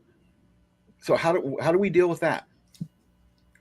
Gee, okay. An easy question. If I've got the answer to that, then somebody ought to be giving me a prize for something. Right. Look, how can I put this? Everything is connected, of course. History is connected. And so the answer to any question at that level involves multiple factors. Okay. And if you consider the multiple factors, you can kind of see how it could happen. And yet you'll never know for sure. And there's a lot of, and you can choose the factors that you pick. You can pick certain ones to make a point that does best, but then you may take another group to make another point. So what am I getting at? Well, first of all, just quickly, one of the reforms that has to take after disclosure, right? Because we're not going to be able to do any reforms before disclosure. I think it's pretty clear that we can't reform anything now. We've got to the point where we can't. Some little group somewhere comes up with a slight improvement on something, and we give them a big trophy, whatever. But overall, we can't make major reforms and change at all. We've locked up completely. While we continue to create mayhem everywhere, right? Okay. So one of the reforms that we have to do post-disclosure is actually kind of simple. And it doesn't really answer your question, but I'm going to use this as an opportunity to bring it out. And that is this. It doesn't really involve some sort of world police force, right? like people thought the UN might be one day, a big UN army, and if anybody goes out of hand, they just move in and shut everything down. No, it doesn't have to be like that at all. It needs to be a sort of global treaty that doesn't involve a lot of money and it doesn't involve a lot of force per se. But the global treaty and understanding is this. We have to stop letting psychopaths, bipolar, hyper-narcissistic, mentally ill, deeply disturbed people with no moral spectrum, who, because of those characteristics, are almost unlimited in what they can do to get what they want, which gives them an edge. You know, it's like bringing a knife to a gunfight. Mm-hmm. And so we have to stop letting them getting in charge of countries. Be a good start. That would be a pretty big help. And really, all that means is there's a commitment amongst 200 nations that is, as soon as somebody like that is identified and in the pipeline, they get removed. Right. And everybody agrees to this because, again, you may think, gee, I hate to remove somebody in my country, but boy, if I don't agree to this, somebody is going to let some, crazy lunatic make it to the top spot in their country. And the next thing you know, they're invading my country. In other words, one of the fundamental problems we have is we let some of the worst people in the world run it. Leaders. Yeah. So make a commitment that you're not going to let that happen. Now that's something that is doable. It doesn't involve a real massive commitment of money or military or anything like that. It's just an understanding, look, it's in all our best interests that whatever kind of government you have, whether it's a very progressive democracy or a moderate democracy, light fascism, even fairly strong autocratism, because autocratism doesn't have to be fundamentally destructive, evil, and a danger and a threat to everybody. It just be fairly, just autocratic. That even then they will say, look, when that have to have power forever until I die, do whatever it takes, kill whoever I want, psychopaths starts to turn up and making their way up the ladder, you just remove them from the ladder. Okay, now let's go back to the beginning of the 20th century. One of the reasons that people like that get into power is because of enormous pain and suffering in the world. Right. When people don't have enough to eat or drink or shelter or food or toilets, exactly. 5 basics, they get really upset. They suffer. They develop great animosities for those who think are responsible, and they are very willing to line up behind any big leader, great leader who can end their suffering. Germany. So the very fact that we had a lot of people in the year 1900 utterly convinced that there was no limit to how many people could exist on this planet, even worship the idea that it could be 20 billion, 50 billion, even thinking later on in the century that it's okay because the billions that become too much will go to space and colonize other worlds, as if there isn't anybody out there that might care about that. This was a massive societal delusion of unprecedented proportions. And so we just bred and bred and bred and bred and bred and bred and bred and bred and bred and bred.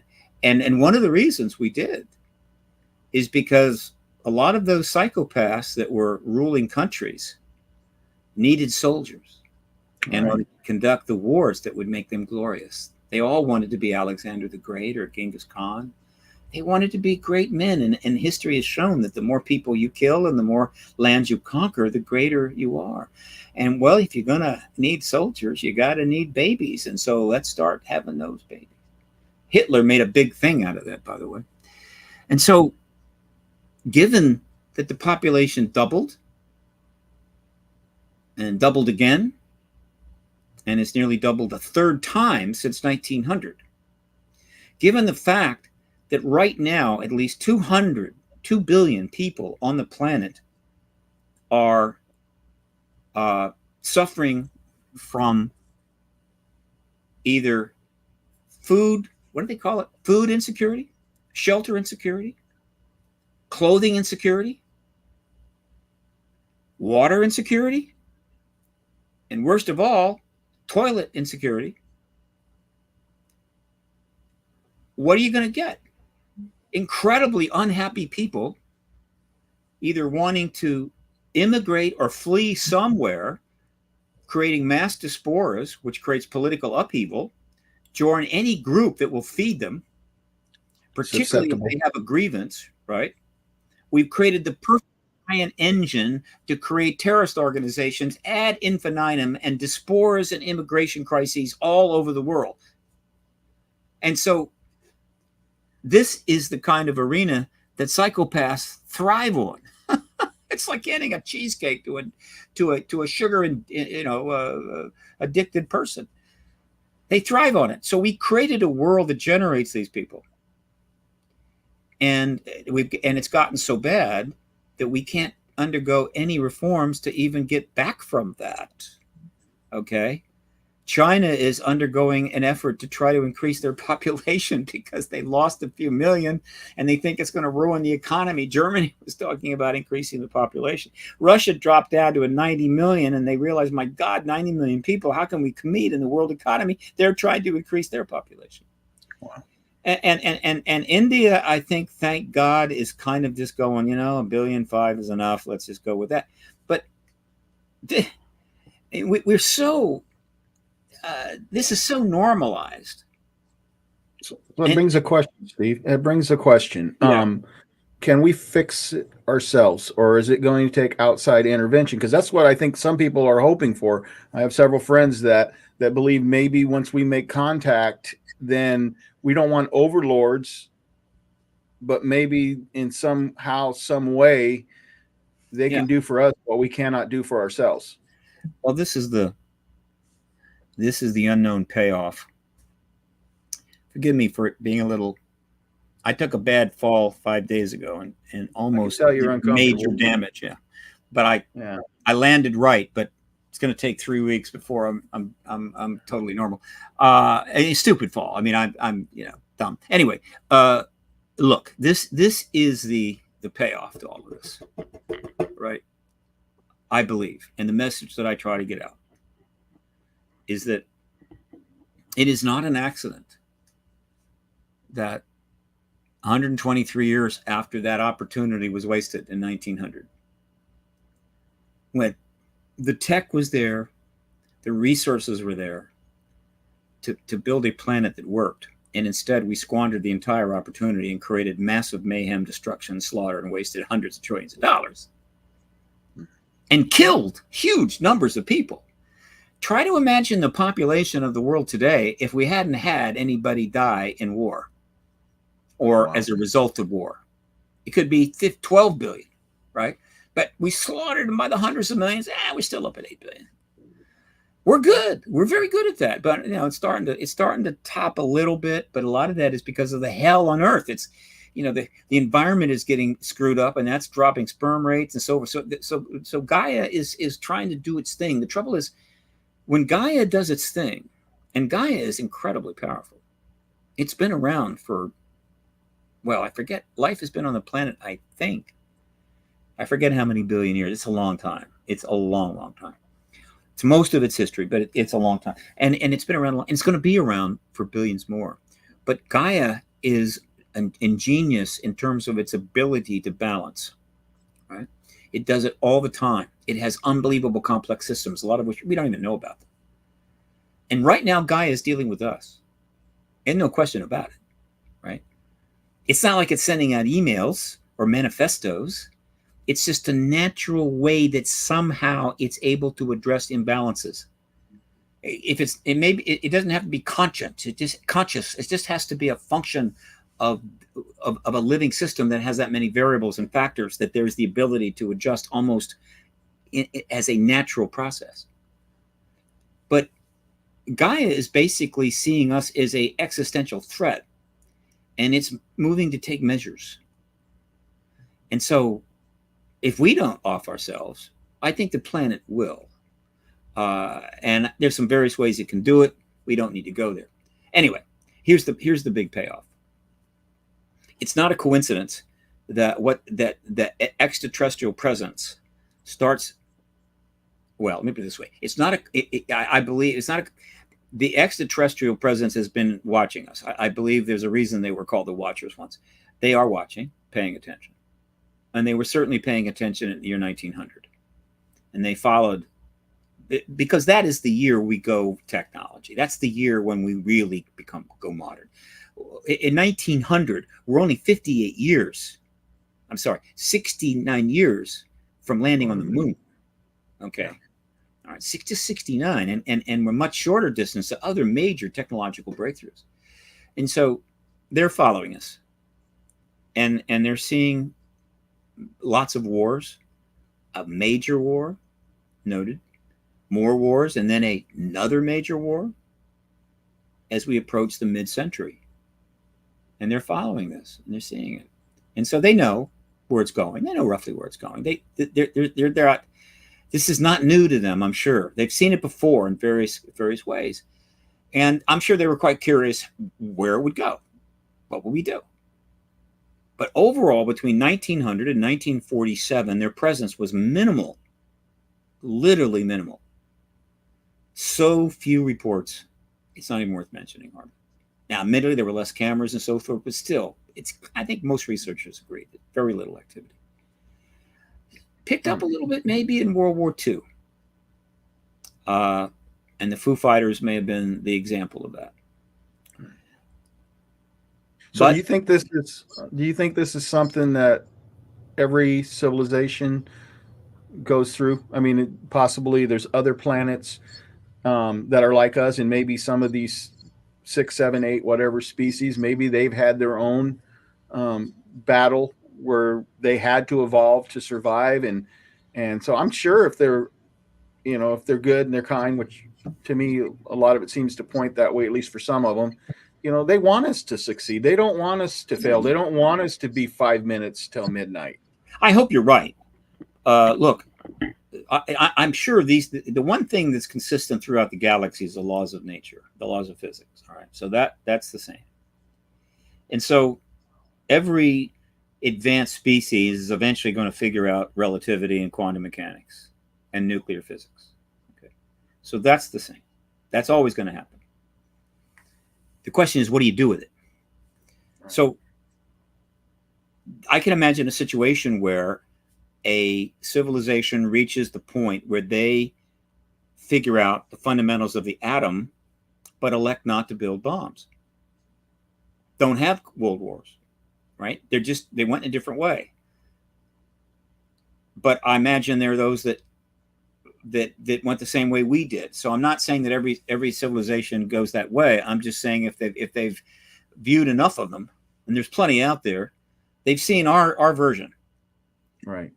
But we chose the tough path. I mean, there's an aspect to the nature of evolution, particularly the concept of survival of the fittest, which could be somewhat universal. It's hard to imagine it's not the case in almost every fully developed civilization. In other words, I'm not talking about some very primitive life civilization that doesn't really go anywhere, kind of stagnates early, doesn't really continue to advance, but there's still life. I'm talking about where you have a full developed evolution of life. Survival of the fittest almost has to be key to that for not all, but a significant portion of that bio zone. And survival of the fittest is a tough gig. Untold billions and trillions and quadrillions and quintillions of animals have got to die for the evolution of superior genetic adaptation. Not only that, but they have to eat some other animal, right? I mean, it's a pretty hard gig. I mean, the plants, by and large, don't have that path, except, the mammals or the other animals eat them, but whatever. It's a dog-eat-dog, survival of the fittest world. And it's that way not just for a while, but for hundreds and hundreds of millions of years. And then all of a sudden, you get this sentient species that's capable of building a wide variety of really nasty weapons. And their entire evolution is built upon killing other things. one could understand why, that's what you're going to use with those weapons for. So it may be more common than we would like. The point is that they watched it. And the turning point in terms of their decision making was, I think, the dropping of the bombs in Hiroshima and Nagasaki. At that point, they chose a certain agenda. Whatever agenda they had prior to that changed. If we don't drop those bombs there, if we even just drop them off the coast and get a surrender without having to do that, and then we move quickly for nuclear containment and regulation and prevent the development of nuclear weapons, particularly, and plus missiles, that's a whole different path. But we did the predictable path, and we did exactly what you would expect humans to do based on what you know about them already. And we created the disaster that ultimately became the 20th century and is now carried into the 23rd century. And so all of a sudden, their activity just increases exponentially. That's not an accident, right?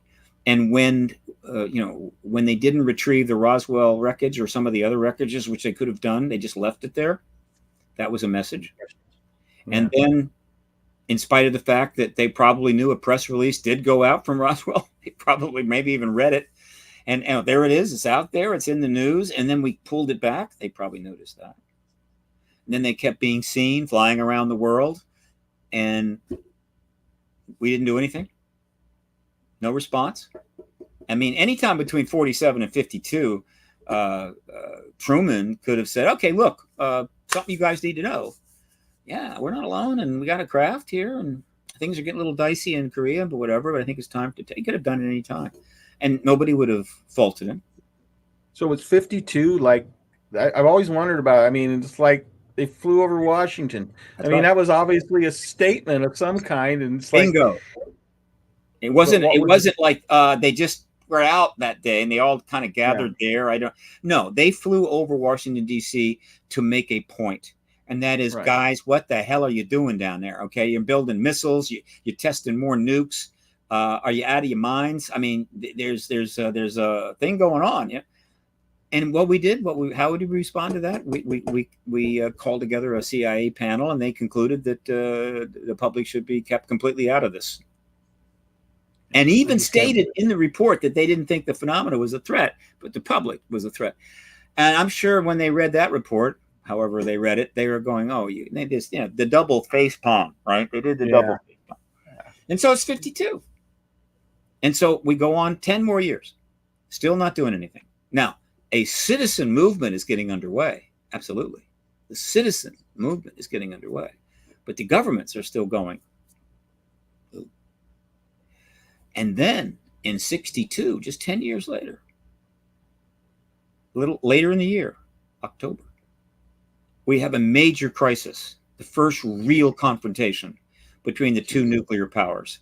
And it looks like it's going to go bad. And everybody's watching their TV and they're sweating. And it made one of the great stories of all time. I've seen the movie, we've seen the play. It was one of the great stories. And we got through it. Later on, we learned we came this close to a nuclear war. Cuban Missile Crisis. That too. Yeah, the Cuban Missile Crisis. 5 days old when that happened. Yeah, well, I was a teenager, and I watched it very intensely. It made a great impression on me. And so it's 62. And so after that, right? What do we know? We know a little bit.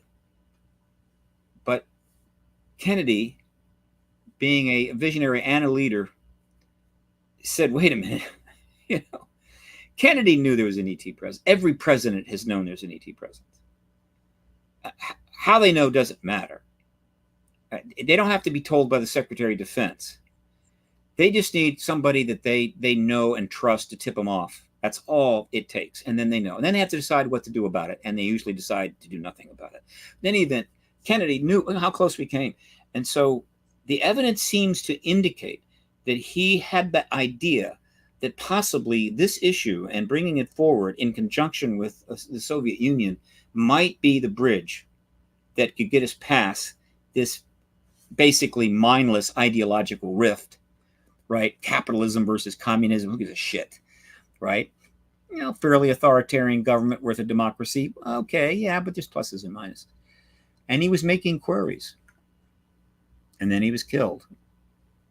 So you see a connection? I don't. I mean, I don't see it. I'm saying it could be there. But what's important is that was an example, possibly an example of what we want to see, right? Which is responding to the reality of this, and in a way to get out from under, or away from this impossible situation we've been building for decades and decades and decades. And so he's dead. Okay. I'm sure they saw that. And so 10 years go by, nothing. Not 10 years go by. 4 years more go by, just 4 years. And completely out of the blue. Hi, James. Completely out of the blue, suddenly they start turning up over our nuclear ICBM facilities and turning off the nuclear weapons. That's repeatedly. Amazing. Does anybody think there's a connection between those two? We almost have a nuclear war, and 4 years later they start turning. They do it for a number of years, and not just here, the Soviet Union. You think that was just like turned it on, didn't they? Didn't they turn it on in the Soviet Union? Isn't that the story? So far, the evidence is that once they set them into launch mode, and both here and over there, which is even way more frightening than turning them off. And so, of course, they're connected. And so that's the 60s. And then what? No disclosure, right? Just keep right on going, doing our thing, okay? That was around 60, 66, 67. It's time for war. Got to go to war. Off to the into China, off to Southeast Asia, dropping more bombs than World War II by several magnitudes, and bombing a country that is right underneath a nuclear power, China, just right there, just kind of just tempting fate, as it were. Massive war, massive slaughter. That's how we responded to our weapons being turned off, right? Hey, let's ratchet it up, okay? Of course, they weren't acknowledging that, and they didn't tell anybody. It was a total secret, though some things did turn up in some papers, but it didn't get picked up by the AP, right? So off we go to war, more wars, 60s, 70s. Until eventually we had 80 plus thousand nuclear weapons in 9 countries stockpiled or on launch capability. The most dangerous stuff is the nuclear submarines. I mean, that's when it gets really dangerous for those babies. Floating around there, with nothing but sonar, running into each other. So they watched that. They watched the failed nuclear nonproliferation talks. They watched the fact that we dropped the number of missiles down, but we developed MIRVs, right? Then we developed more delivery systems, and then we developed hypersonics. They probably know we're working on antimatter weapons. Most people don't know about that, but we are. It's the ultimate weapon, by the way. That's it. You can't get past antimatter weapons. If you can perfect an antimatter weapon, you can't go past that. The only question is how big the bomb is going to be. Is it going to blow up most of North America, all of North and South America? It's just a matter of how much antimatter you can get together. Watch Angels and Demons. So they saw that. But at the same time, they must have been aware that the movement to end this policy of embargo was growing and growing and growing and growing, and more people were getting aware and on top of this, leading possibly to disclosure, which meant that while we might have some more wars, there was a likelihood eventually we were going to get disclosure, which is ultimately inevitable. And so if we get disclosure, that opens the door for open contact, I believe. I'm pretty sure that opens that door. It opens a lot of doors, by the way, a whole line of doors. I call it the master key to 1,000 doors that we can't open now. We pounded on them. We kicked on them. We can't open them. But you get disclosure, they all open, which on the other side may be answers to a lot of our problems. So there's that. But it also means possibly open disclosure, open contact, which I think is 2 years out. And so now, within a short amount of time, think about it. Hearing in January, disclosure in early February, late January by the president. Boom, right? Start the process of bringing the information forward. We're in the post-disclosure world. Everybody on fire. Everybody's learning about this. About 2 years of that, people are up to speed. They learn. They understand. It's no longer a threat to them in any sense. And then open contact takes place. And so, in that amount of time, 2 years from now, 3 if John Ramirez is right, we will have access to everything the government has learned, developed, and expanded on, from knowing about the presence of the ETs, having access to their technology and so forth. All of that could become available to the public arena. Plus, we may end up having the ability to access knowledge base and or tech that the ETs might provide in an open context. All of which to deal with the insurmountable problems we have. And it could just be 2 years away.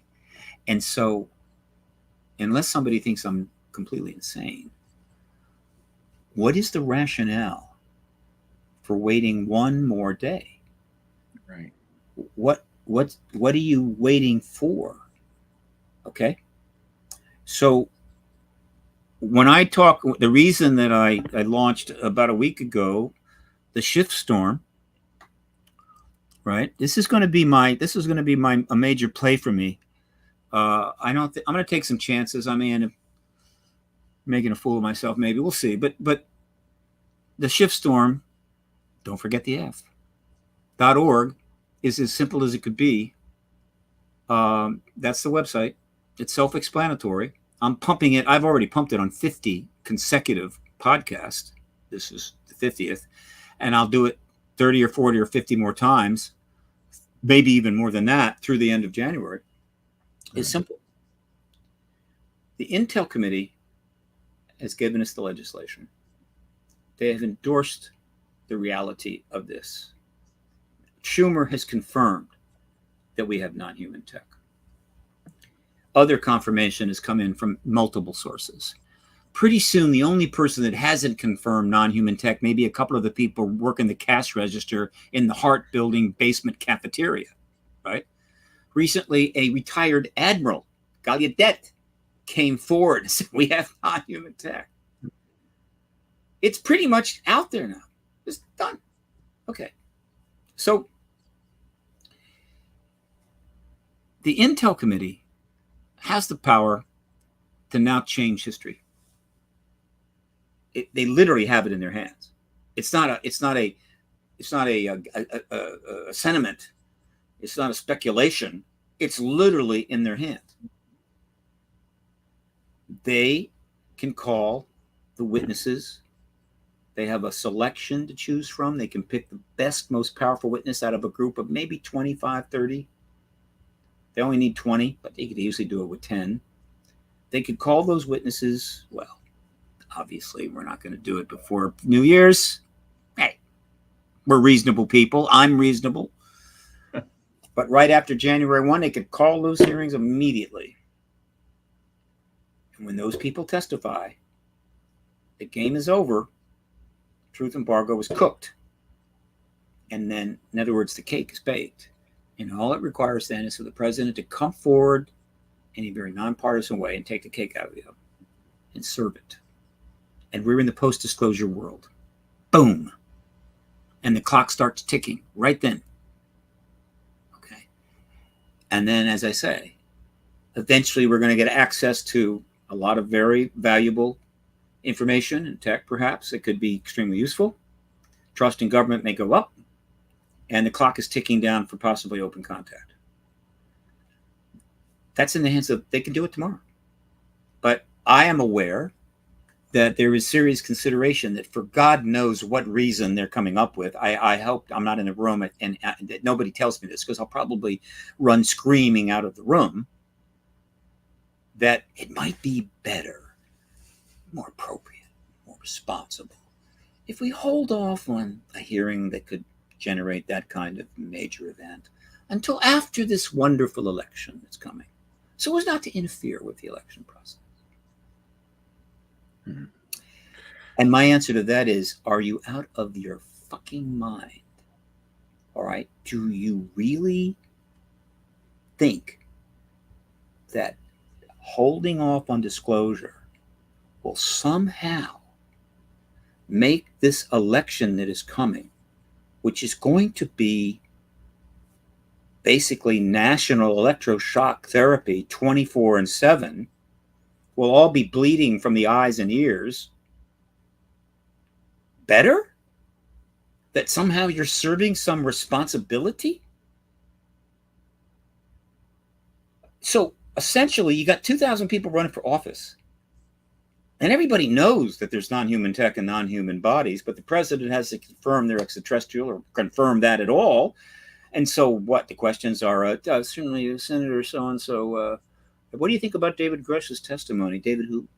I'm sorry, Grusch? I don't know that. Do you think we really have non-human tech? Is like 27 people have confirmed non-human tech. I mean, chimpanzees. Hey, what are you talking about here? I mean, non-human. What does that mean?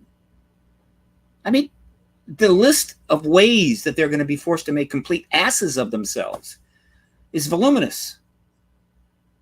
They can play deaf. They can play dumb. They can play like I never took science in school. I don't pay attention to the news. They can do whatever the hell they want. But the really ones are going to have a problem are the ones that are running for Congress now. I imagine at least one or two of the Senate Intelligence Committee is going to be running for office this year for the Senate. And I know the questions I'd be asking them. And they'll have to lie through their teeth. And they're good people. All of them.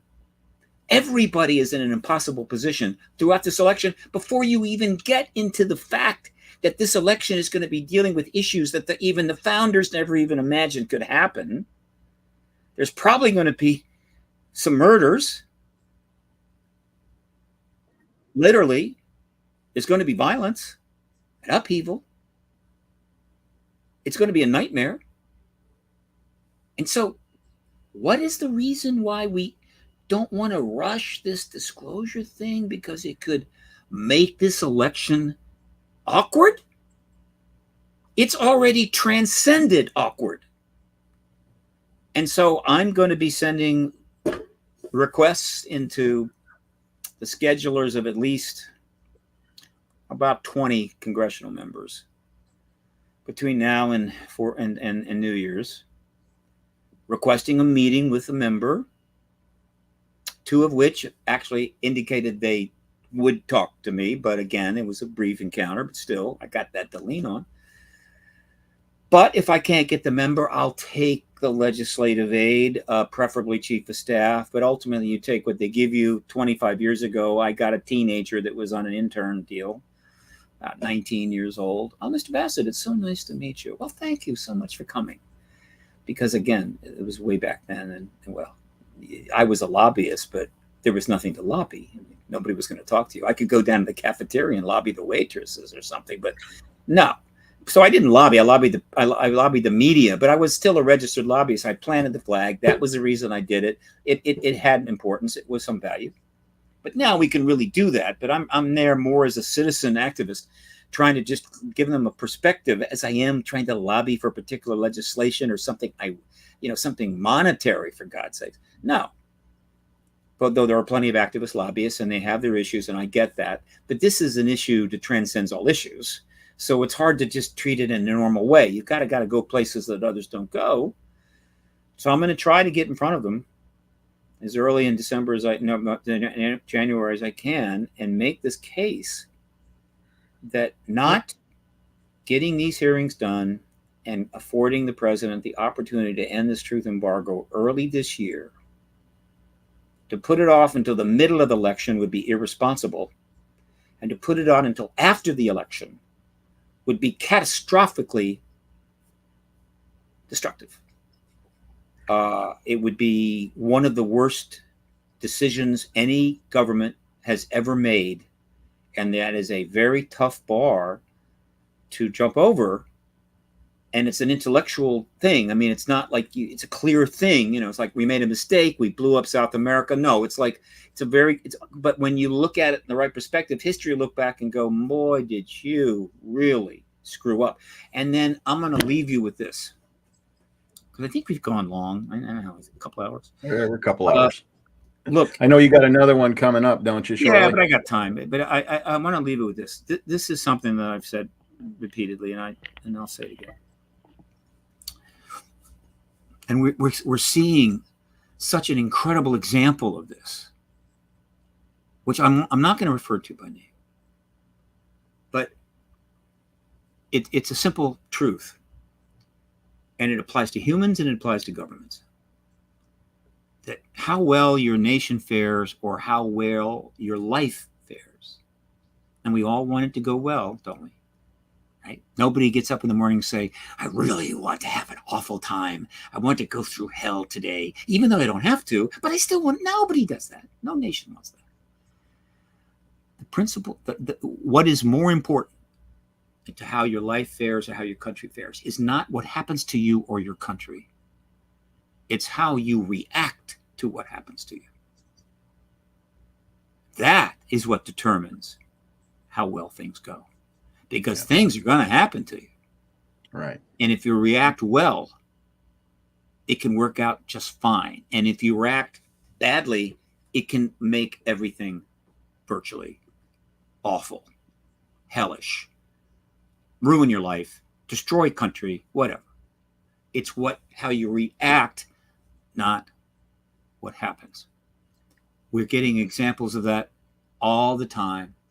In the geopolitical world, most definitely, but even in your own life, if you think about it, we all have made this mistake. I get it. I'm just saying that is a fundamental truth, I believe. And so we have created a situation that is pretty awful, that is not going to be fixed easily, though it can be fixed, but not pre-disclosure. It's impossible. There's almost nothing we can fix pre-disclosure. I think we've pretty much reached some sort of unspoken agreement about that. Yeah, I agree.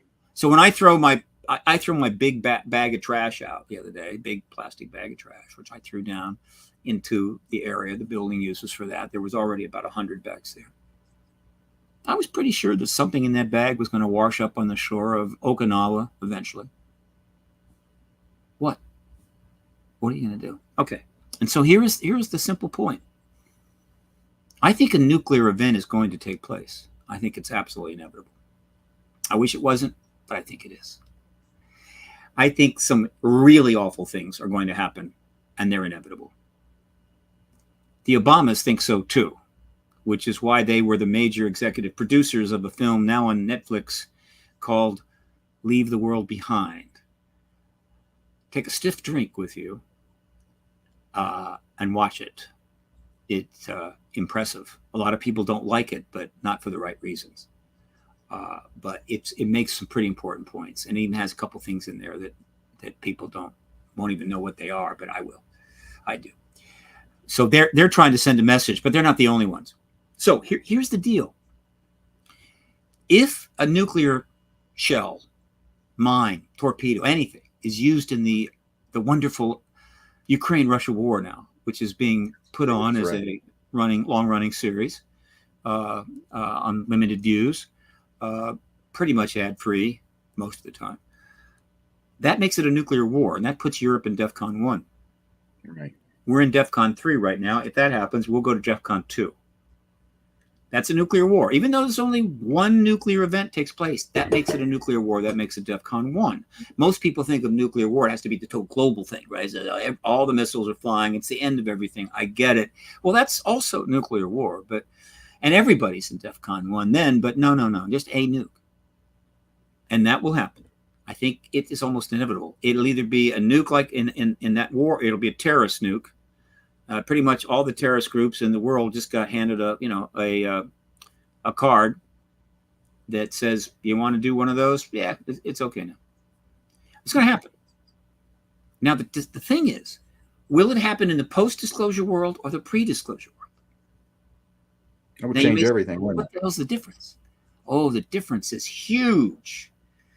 The difference is how we react to it. Because how we react will determine our fate.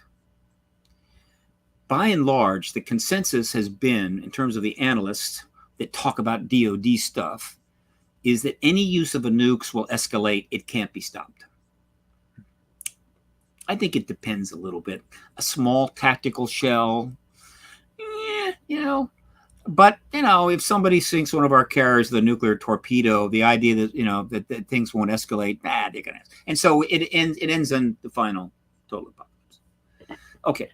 But the point is that in the pre-disclosure world, I pretty much know exactly how it's going to happen. I react. I know exactly what countries are going to do. They're going to do what they've always done. They're going to make the same mistakes. They're going to react in a way that will make things much, much worse. But in the post-disclosure world, that's a totally different paradigm. And so you're in the post-disclosure world now. Everyone is pretty much aware now that we're not alone. Maybe we've had open contact. Maybe we haven't yet, but it's expected, perhaps. We're expecting to learn about extraordinary new information and technologies and what have you. Obviously, contactees are being interviewed all over the planet. Their stories are being told and retold. Movies are being made, documents are being read. And like suddenly the future looks incredibly interesting and unlimited, perhaps. And then some idiot fires off a nuclear torpedo. Sinks a ship. There are people. There are dead people. What next? I want to be in the post-disclosure world if that happens. I don't want to be in this side of it. In the post-disclosure world, the nations may just step back and go, well, that was definitely a snafu. That was a foobar. And boy, we're going to have to deal with this, but let's take a sec. Let's take a minute. Let's get together. Let's talk. Let's discuss the best way to deal with this really awful thing without making it worse. Right. Now, I know that sounds impossible, but it actually is well within the capabilities of most humans, including people who run countries. So it comes down to this, as far as I'm concerned.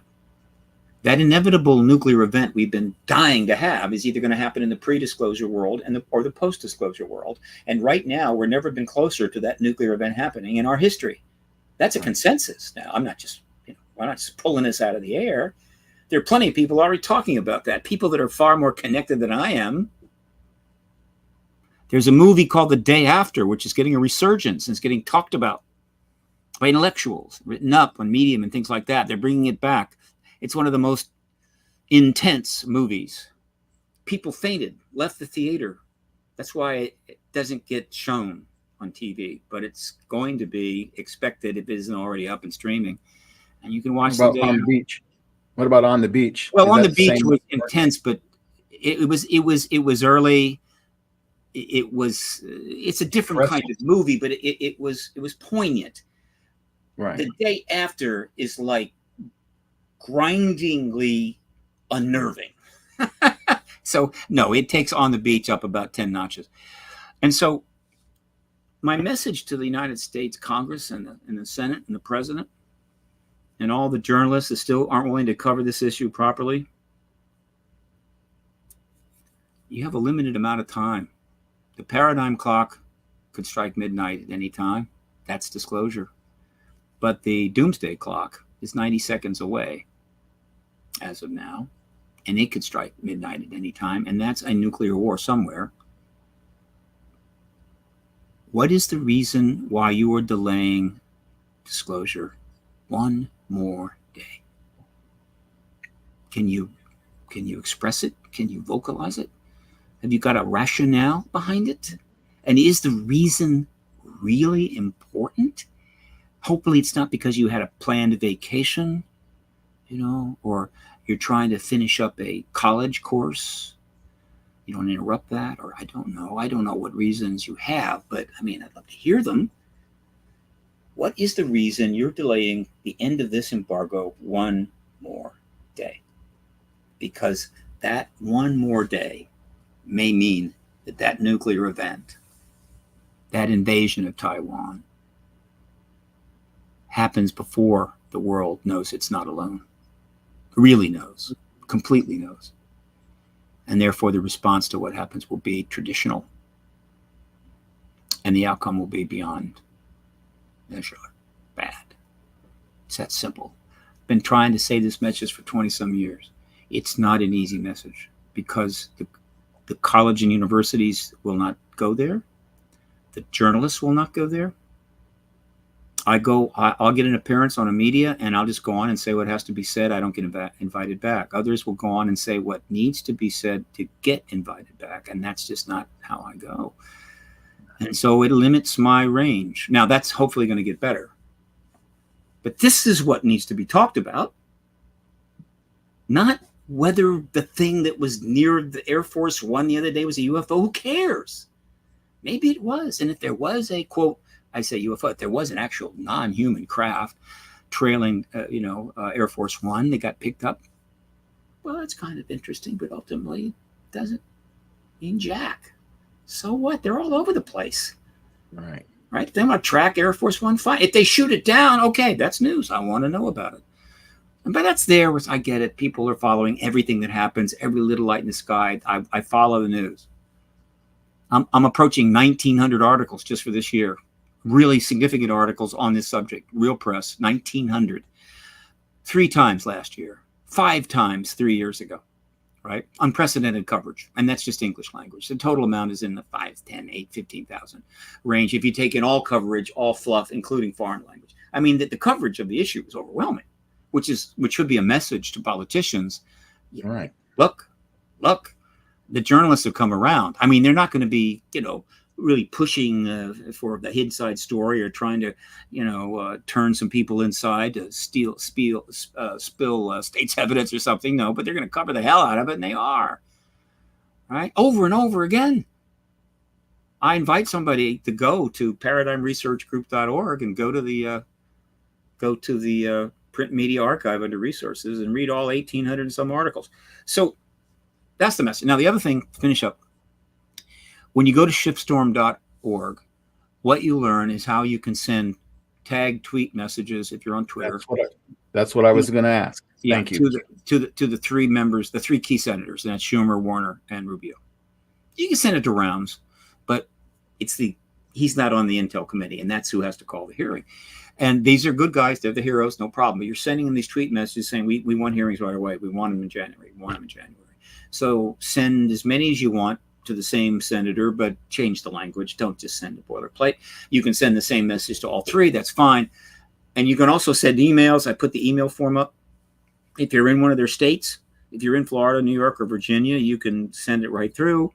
But as it happens, unless your form is not filled out with an address in their state and a zip in their state, well, the message won't go through. I'm just saying that, just mentioning to you, just letting you know. It has to have the state address in their state, and then the message goes through. Otherwise, it bounces back. Still, a lot of people live in those states, Florida, Virginia, and New York.